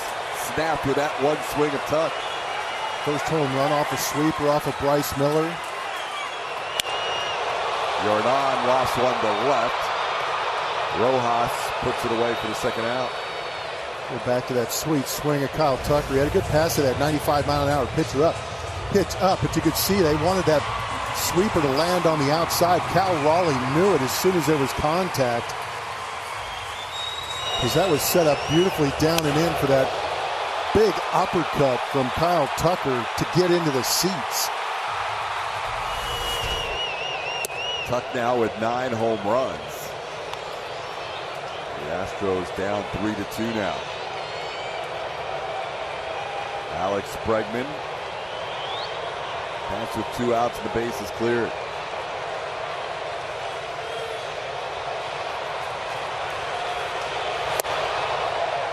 In the American League coming into today, only 2 hitters have more home runs than Kyle Tucker. Gunnar Henderson of the Orioles, and Mike Trout is on the IL for the Angels.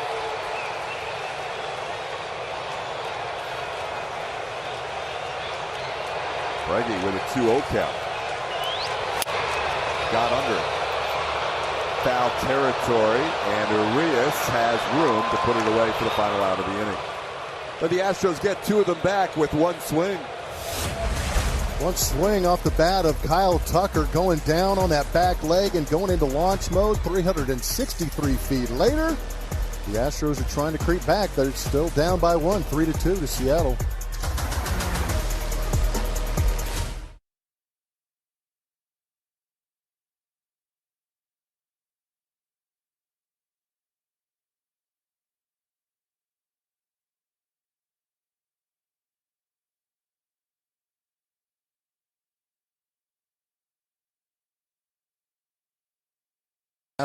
First teams and the great trades back in 1999.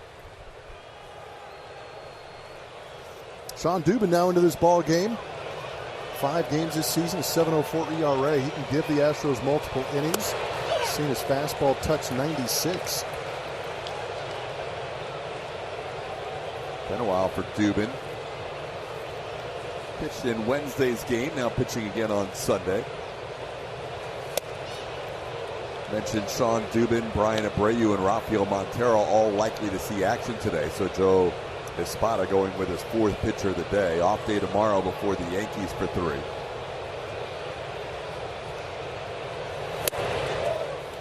It's down 2-1. Dubin came on in a big spot in that game against the Guardians.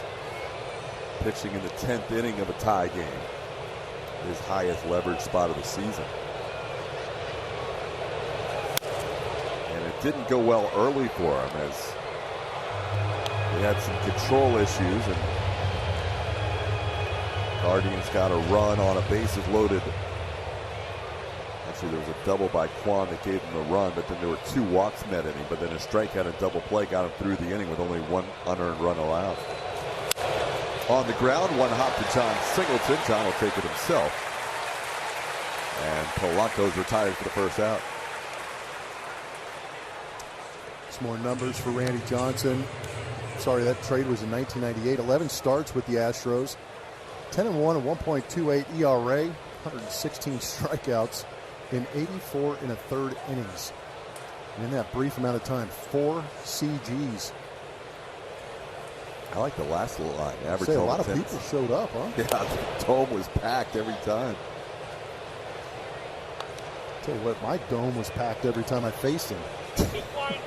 How many do you think? Like 10? Oh, man. More?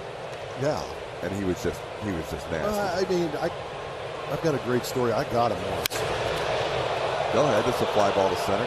I got him once, but he did a great job. He had a couple of different sliders. He would throw that get me over one early in the count if you thought you were sitting on fastball.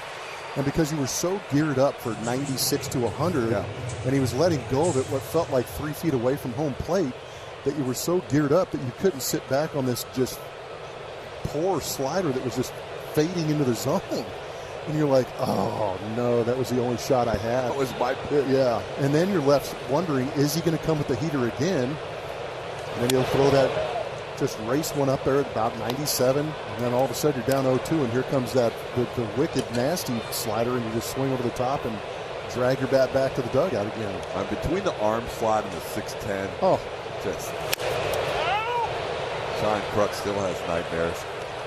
Yeah, I don't know how hitters did it left on left.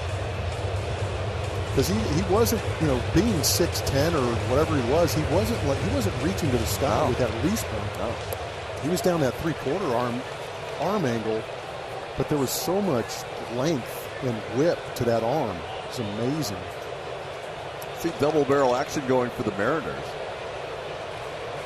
Bryce Miller's pitch count still in good shape after 6 innings, 77 pitches, but he did get tested in that 6th. That one's down. It's 2-1. Ty France hit by his first pitch of the year, his last time up after 34 hit by pitches last year. Almost got hit again. Checked his swing. Fowler. It's 2-2.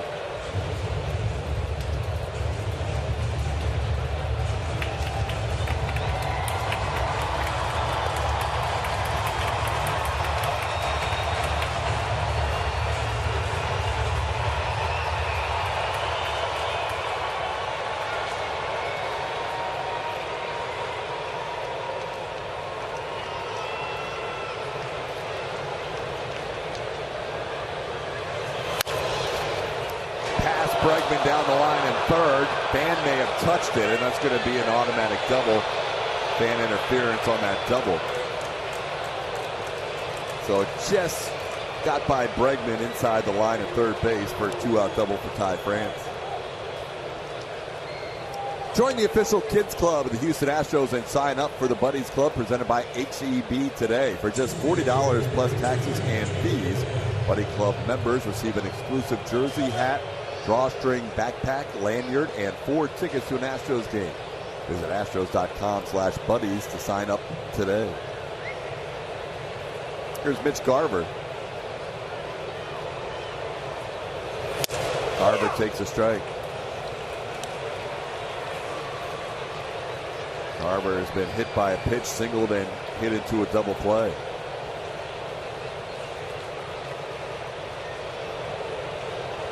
First time in Dubin's career he's pitched against Seattle, so all these guys, I should say most of these guys facing him for the first time. He may have faced Garver in a Texas Rangers uniform. France facing him for the first time for sure. Double, a little bit of a top spin double just down the line.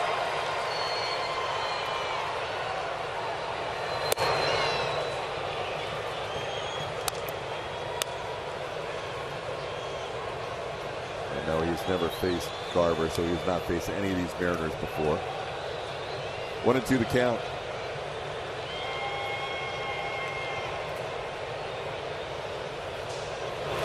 Foul tip, caught by Yiner. Good inning for Sean Dubin. He works around a 2-out double and keeps the game at a 1-run contest. 3-2 Seattle, 7th inning stretch time here at Minute Maid Park. As we do on Sundays, both here in Houston and throughout Major League Baseball, we will pay tribute to America. Here's Bob Ford. Take pause, not only to honor our great nation, but to salute those who defend our freedom each and every day.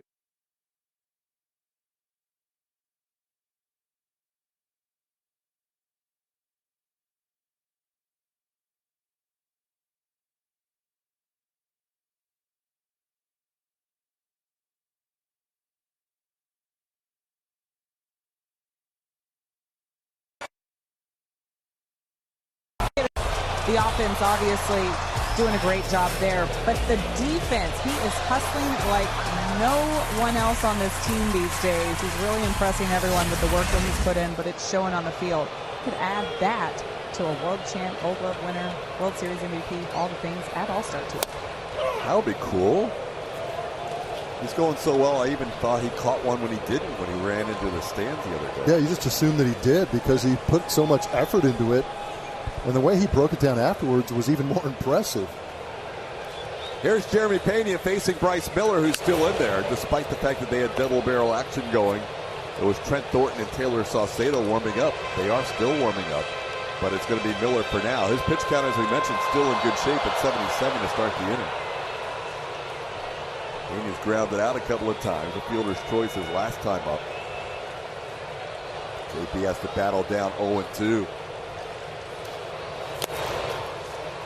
There was considerably hard contact in that last inning, and I was with you seeing that you had two pitchers up in that Seattle Mariner bullpen, that they would possibly use somebody out of there to start this seventh inning, but Miller one swing away, or an inherited run, or a base runner away from losing that streak of having their starters go and only give up 2 earned runs.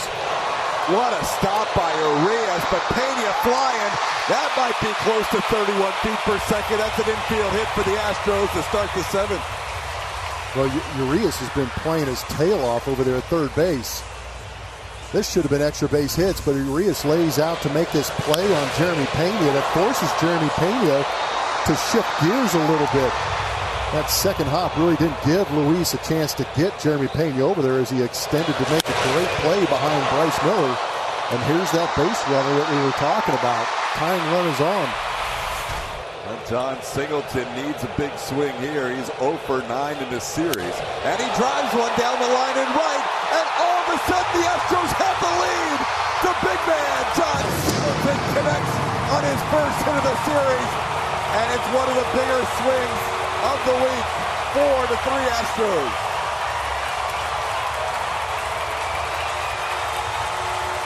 Well, they sent Bryce Miller out there, and the streak is over on a sweeper down and in. This is in a similar spot as the one that they gave up the home run to Kyle Tucker, but Big John having himself a homestand. Walter Johnson and the 1915 Senators live with the record as the Mariners fall 1 game short. There's that location coming across the zone.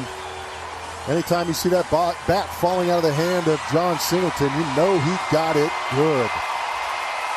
Well, it's quite an outing by Bryce Miller. He was dominant for 5 innings, but then the Astros turned the table in the 6th and the 7th. Third time through the lineup did not go well for the right-hander out of New Braunfels. He'll lead with the Astros ahead 4-3.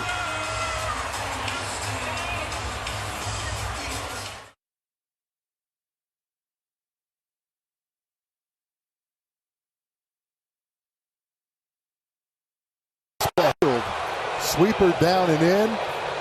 And there it is. Give him that little forearm bash for that bash.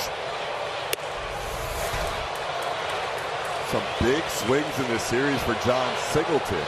3 home runs, 8 runs batted in, all in this homestand. New pitcher for the Mariners is the lefty Taylor Saucedo. Saucedo was loose last inning, waiting for his turn, finally gets it here. 13th appearance, 2.25 is his ERA. It's going to allow Joe Espada to make some adjustments, possibly at the bottom part of his order, because you've got 2 lefties, or you've got a couple of lefties coming up. This one back off the glove of Saucedo, then he picks it up out of the air on a bare hand catch. And that allowed him to throw out Yainer Diaz for the first out. But yeah, you could have 2 back-to-back pinch hitters here, as Jake Myers is now taking his spot on deck after Mauricio Dubon will be announced for a pinch hitter. So Loper, Fido, and Cabbage drew up. Joe Espada is going to counter with Dubon and Myers instead against the lefty, who has to stay in for 3 batters. Yeah, that's well done. There you see the lefties who are done for the day. Cabbage hit the ball well his last time up. So here's Mauricio.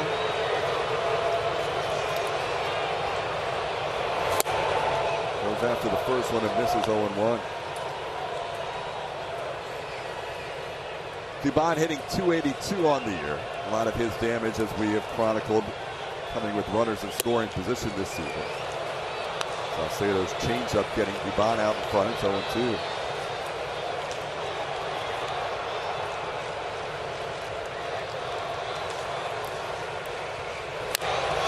Tap it back.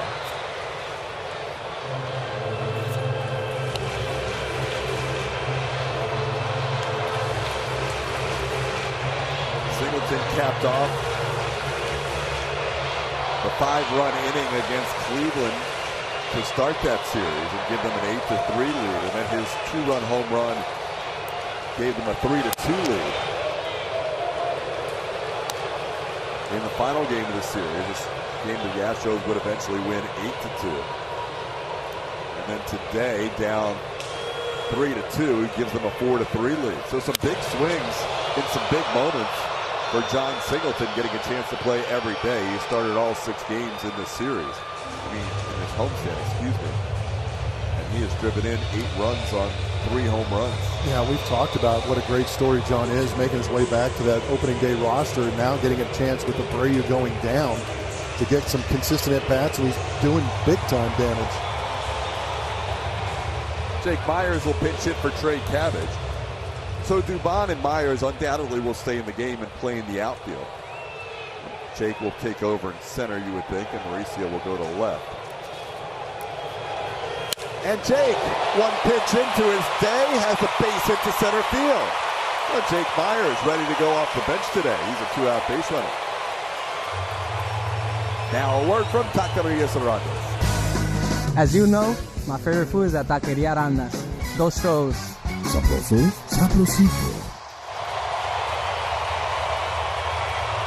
And now Jose Altuve will bat. Altuve gets a nice hand as he digs in with a 2-for-3 day going. There goes Myers on the first pitch. The throw is bounced in there. Jake easily has second base. Oh, Jake Myers wasting no time coming off the bench. First pitch swinging base hit and a stolen base on the first pitch to Altuve. He's going first move no matter what. Put his head down. Slid in there safely, well ahead of the throw from Cal Raleigh. So the aggressive base running leaves Altuve plenty of this at bat to do some damage. Jake's first steal of the year. Altuve takes one off the plate, 2-0.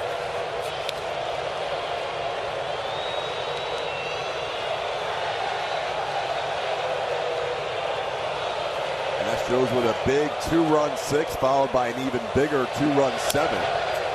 Trying to add to that 7th inning here. 3-0 to Altuve with Tucker waiting on deck. He had the first of the 2 big swings from the left-handers. And that'll be a intentional 4th ball to Jose Altuve. So Scott Servais wanted to set up left on left for Kyle Tucker. That's not always a good idea. Yeah, that can create some problems. He's one of the best in the league to go out there and hit against left-handed pitching. Tucker, 313 on the year against lefties with 1,067 OPS. And his kingdom awaits an arrival for the second time. He wanted to swing, but a good take in, 1-0. That's 4 pitches missing to that orange side from Saucedo. Saucedo's been good against both sides of the plate. Kind of an equal opportunist, holding both sides to a 167 batting average against.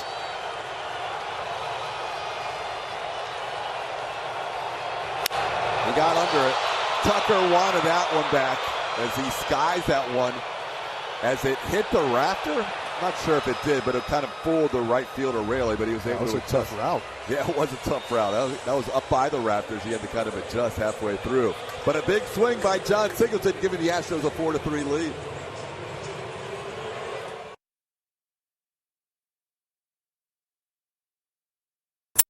Guy now.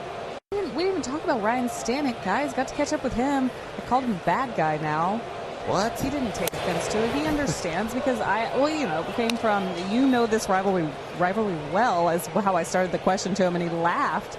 And I'm like, yeah, I mean, you know the tension between these two teams. You know how this has gone down the last few years. And so he was looking forward to being on the other side for all of this because he knows just how some of these matchups go between the Astros and Mariners. He's not a bad guy. He's not a bad guy.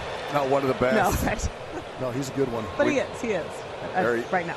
There he is, Juliet. He's on the wrong side. It's 45 now, warming up in the Mariners bullpen. Astros have a new pitcher, Brian Abreu. Yeah, we haven't seen Brian in a little while. First time he's making that appearance here in May. Gave the Astros a clean inning. Had to throw 21 pitches doing it. Had a couple of walks and a couple of strikeouts last time out against the Guardians. There's a good start for Abreu, striking out Luke Raley on a pitch down and in. Abreu picks up that first out with a K. The MLB Ballpark app will complete your next visit to your favorite ballpark. Buy and manage game tickets, redeem offers, access exclusive content, and much more. Download the MLB Ballpark app today. Abreu last pitched on Tuesday as he now faces Dylan Moore. Moore has hit the ball hard. Oh, look out. Hit the ball hard twice in a row, and Abreu goes up and in and hits him around the shoulder. So the tying run will be on base on a hit by pitch. Oh, some fuel, too. 97 right on that elbow pad. That's just tailing up and in. Fortunately, catches most of that pad, it feels like. At least up here it felt like it. Second hit batter of the game.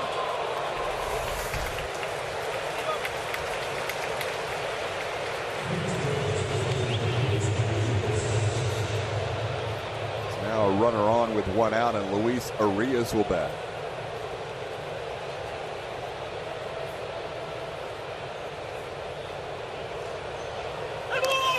They're going to call a balk on Abreu to send the tying run to second base.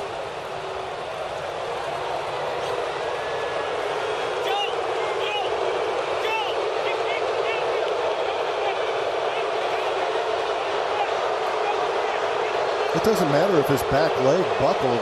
Junior Valentine is pointing to that right leg of the pitcher. Usually they get called for the balk on the lead leg. You see it right here on a replay. Yeah, he's pointing at the wrong leg. That front leg broke. That's the old college balk.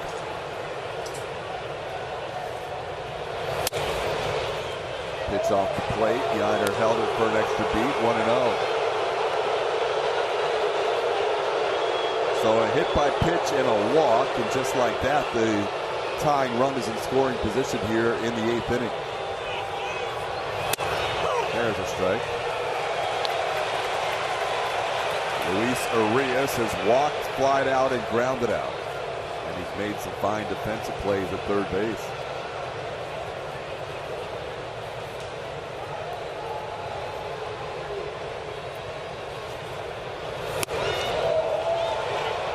Fastball up.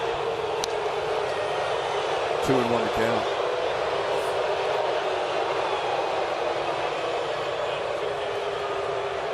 Abreu's had to work with his share of traffic this year. Sure has. He's had just 2 clean innings in his 16 appearances so far.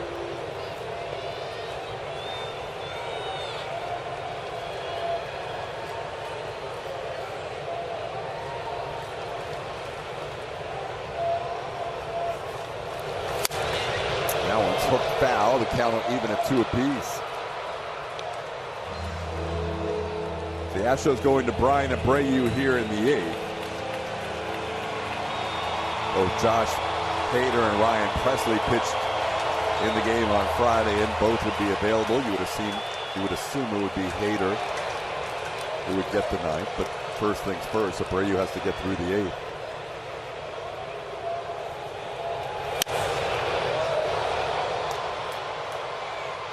Now, a message from TXU Energy.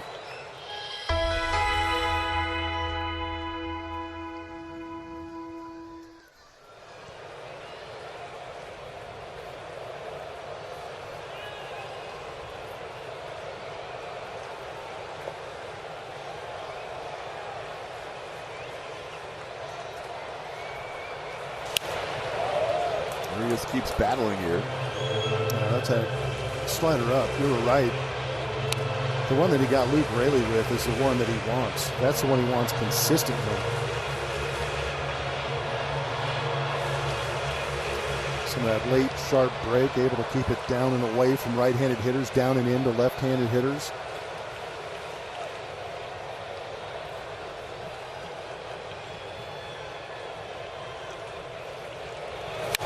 Little half swing is going to get by Pena into center field. Being waved around is the runner Moore. Here comes the throw by Jake, not in time. We're tied up. Mariners give up a run here in the 8th inning. Excuse me, the Astros give up a run here to the Mariners in the 8th inning to tie it at 4. So that hit by pitch comes around to haunt the Astros of Dylan Moore. And Urias just pokes it literally. Check swings that one into center field for a base hit. Moore had to hesitate a little bit. You see that Myers had the baseball when the runner was just at third base. I thought there was a real opportunity for Jake to get it in there, but that throw off line left no opportunity for Diaz to put the tag on him. Sam Haggerty will pinch run for Urias over at second base.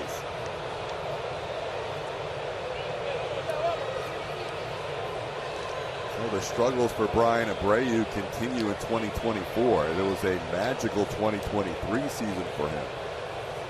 He has not had the same success so far in the early parts of this season. Now 8 earned runs in 16 innings. This one up high for a ball, 1-0.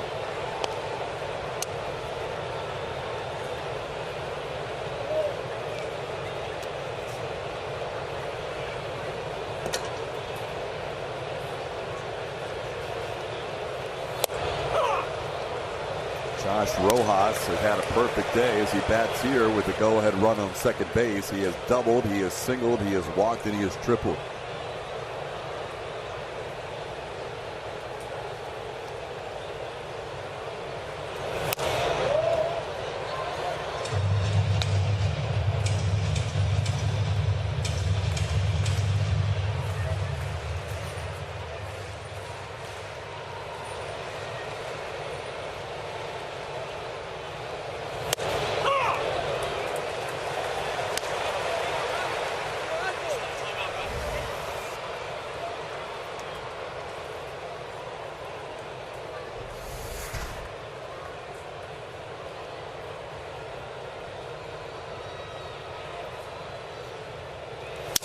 Broken bat towards left, coming on Dubon. Mauricio, the new left fielder, makes his first play of the day, and there's 2 away.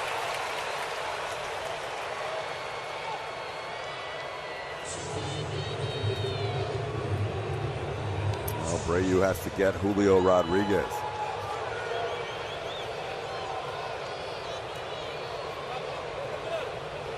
Julio 0 for 3 today with a walk.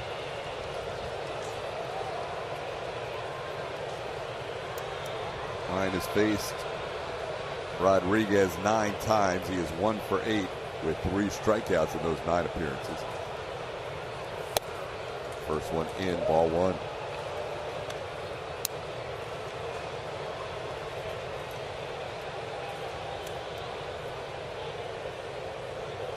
The hit by pitch and the walk hurt in this inning. A little half swing by Urias tying the game.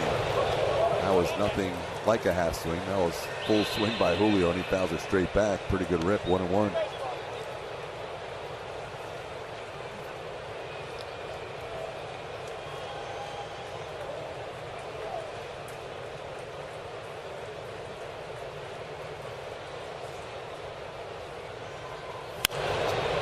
Now Abreu getting ahead, 1 ball and 2 strikes.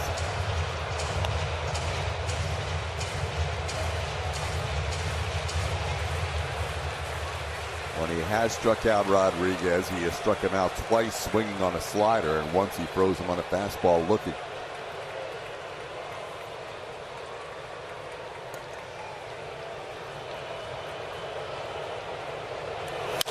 Towards short, Pena to his left. Will send us into the bottom of the 8th, tied at 4. The Mariners get a run on a hit by pitch balk and a single. It's 4-4.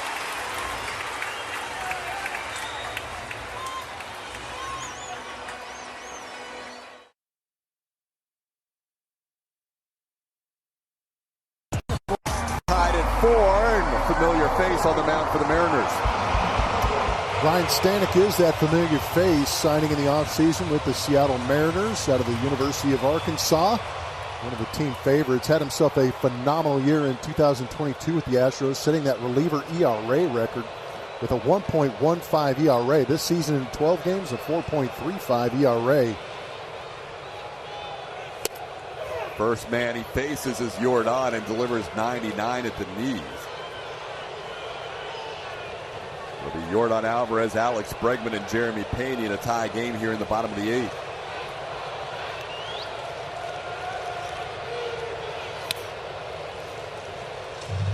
This is down, 1-1.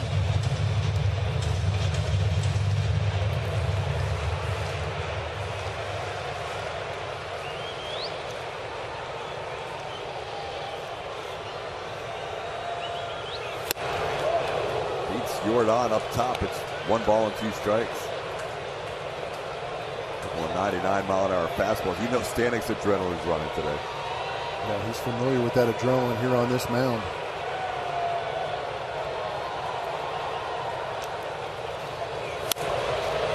Jordan stays alive as he fouls the splitter away. It's 1-2.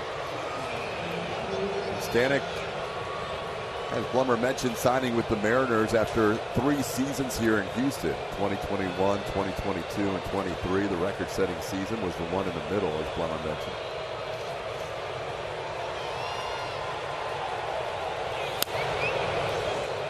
Jordan fouling off that 1-2 pitch. Didn't sign with the Mariners, Stanek didn't, until well into spring training. It was March 10th when he signed with Seattle. He was out there for anybody. Mariners picked him up a couple of weeks into spring training.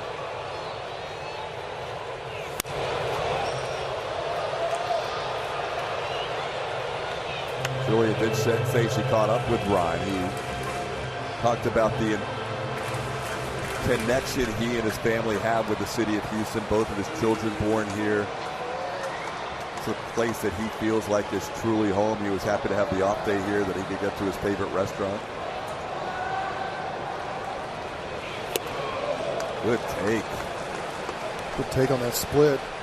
That's what made Stanek effective out of that Astros bullpen, was being able to face some tough left-handed hitters because that split was so good.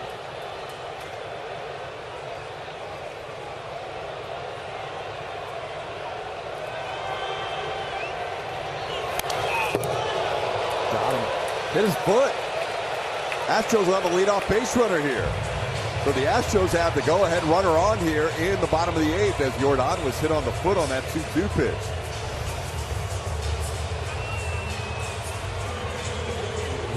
Yeah, right off the top of the foot. Hurt something, and then the reaction kind of told the story. So even though Stanek and Bregman were teammates for 3 years, Bregman does have 5 career at-bats against Ryan back when Stanek pitched for Tampa Bay in 2018 and 2019. Bregman drives one pretty well to center field. And back there is Julio Rodriguez. Jordan's going to tag, and he's going to bluff a go. And Julio gets it right back into second base. Time to reveal today's winner of our Chevy Stroh Poll.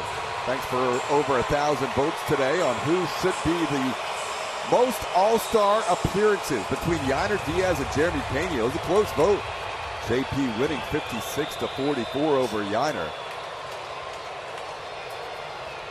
JP and Yainer both could have some all-star appearances in their future. As Pena bats here, he's 1 for 3 on the day. Takes one on the corner for a strike, going 1. That's that slider that helps Stanek against right-handed hitters. But he understands, too, that Jeremy Pena's been good against velocity over 95 miles an hour.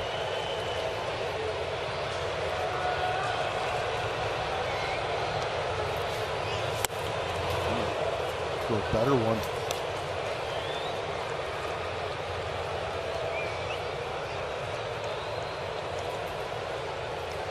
Pena with that hit his last time up on an infield hit. Has now had a hit in 7 of his last 8 games.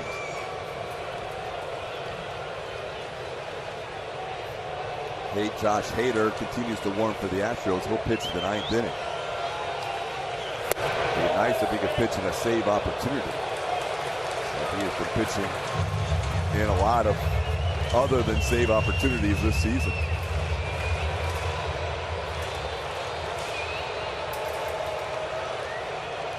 They're paying him for saves, not holds.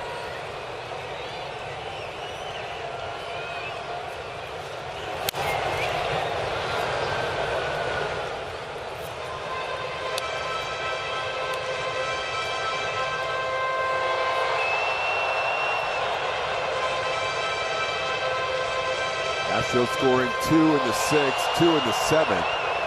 Mariners tying the game up with 1 in the 8th. Now the Astros trying to retake the lead.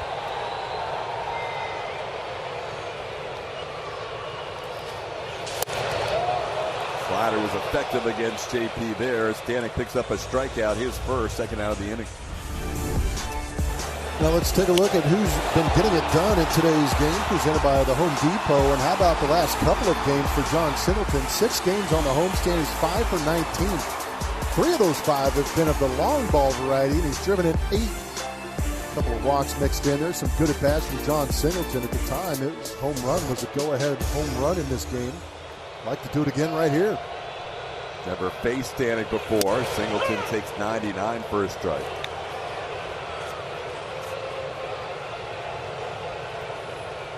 Connecting for his 3rd home run of the homestand, giving the Astros a 4-3 lead.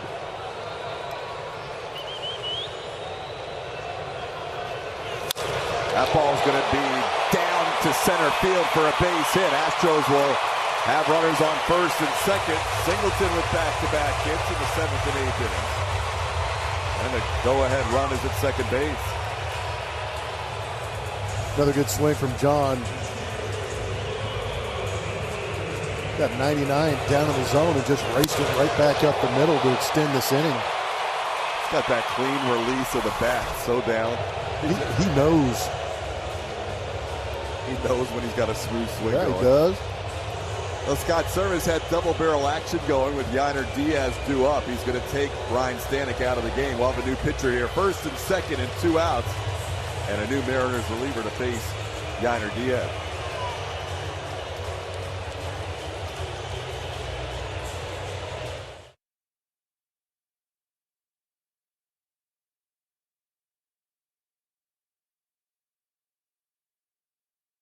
Miles an hour. It'll be a sinker and a slider to right-handed hitters.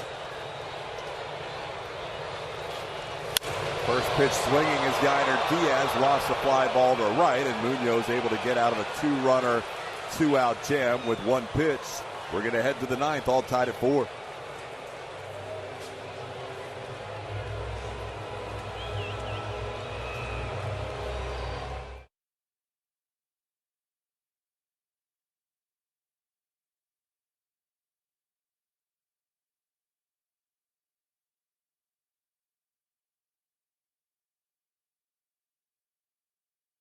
One of those rare save opportunities. 23 strikeouts in 13 2/3 innings. Trying to work that ERA gradually down as the rest of the season moves on. He's averaging 96 miles an hour on that heater this season. Tough part of the lineup for Hader. He'll face the 3, 4, and 5 hitters here in the 9th inning. Jorge Polanco, Cal Raleigh, Ty France due up for Seattle. Hader pitched a shutout inning in the 9th inning on Friday.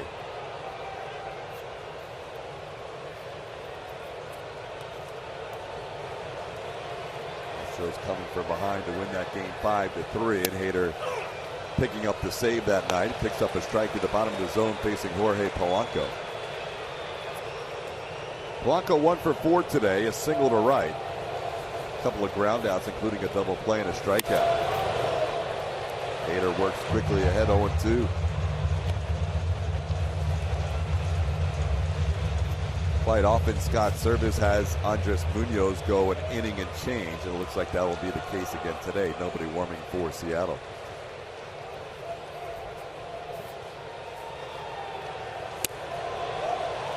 Just missing the outside edge, 1-2.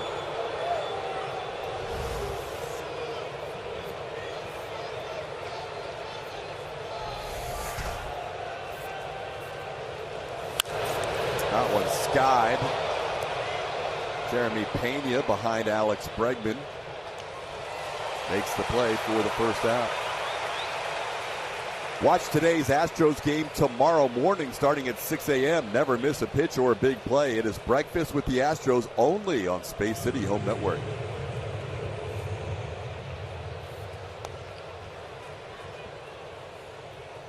Hader will now face Cal Raleigh.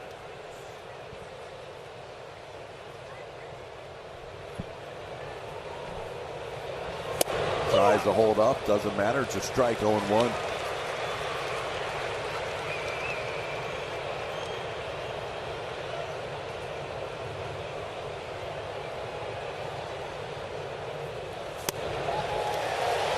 Pitch, getting in the front 0-2. So I was looking good tonight, this afternoon.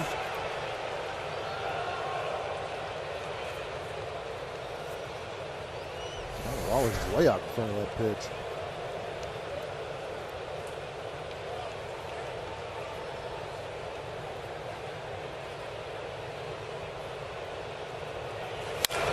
That ball's crushed. An 0-2 pitch is smoked for a home run. 8th home run of the year for Cal Raleigh as he deposits that in the Crawford boxes and gives Seattle a 5-4 lead here in the ninth. Just mentioned how he had him way out in front of that slider. Tried to sneak the cheese by him on the inside, and Cal Raleigh was ready for it.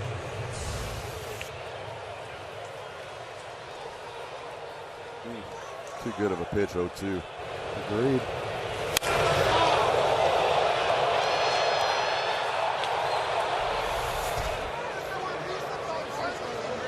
So the Mariners battle back with a run in the 8th to tie it, and now they get a run in the 9th to take the 5-4 lead. You see Munoz there. He'll have the bottom of the 9th in this battle of the closers in the 9th inning as Ty France fouls one away.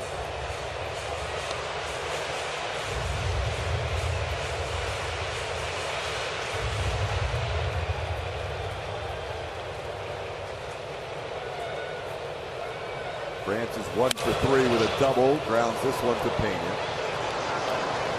That's the second out.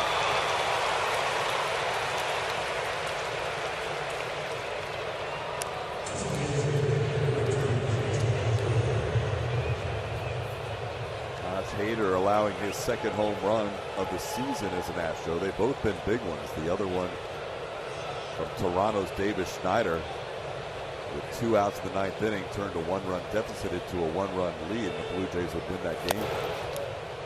Went down and in, 1-0. So when you're the closer, I guess pretty much every home run you allow is a fairly significant home run.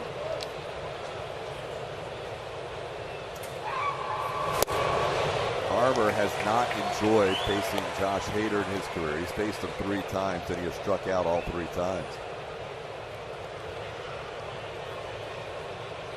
Astros will have Mauricio Dubon, Jake Myers, and Jose Altuve due up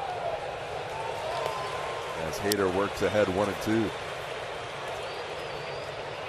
36,280. Kind of quieted down after that home run by Raleigh. Hader has struck out Garver twice on a slider and once on the fastball in their careers. Missed with a fastball up 2-2.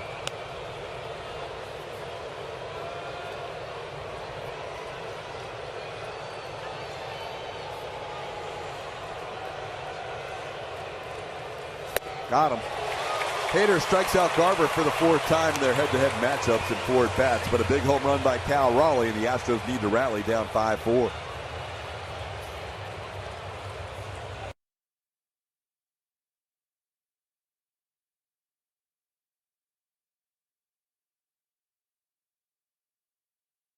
Dubon, who doesn't strike out much, is 0 for 3 against Munoz with a couple of strikeouts in his career. That one goes against Mauricio. It's 1-1. Mauricio Dubon and then Jake Myers and Jose Altuve to face the Mariners closer here in the 9th. He got the last out of the 8th inning. Dubon puts it in play, bobbled by Munoz, but he stays with it and records the first out here in the bottom of the 9th. Here's a look at the Verizon projected starters for the upcoming Yankees series. You got JV starting things off against Luis Gil. And then you have Spencer Arrighetti and Carlos Rodon. And El Blanco's going to finish off that 3-game set on Thursday against Marcus Stroman. Jake Myers had a pinch single, seeing 1 pitch his last time. That was against the lefty Taylor Saucedo. Takes a strike here. Also stole a base, his first of the year. That one's off the plate. Astros need 1 to bring the winning run to the plate without Tuve and Tucker due up after Myers. Jake has never faced Munoz before and has fallen behind in the count here 1-2.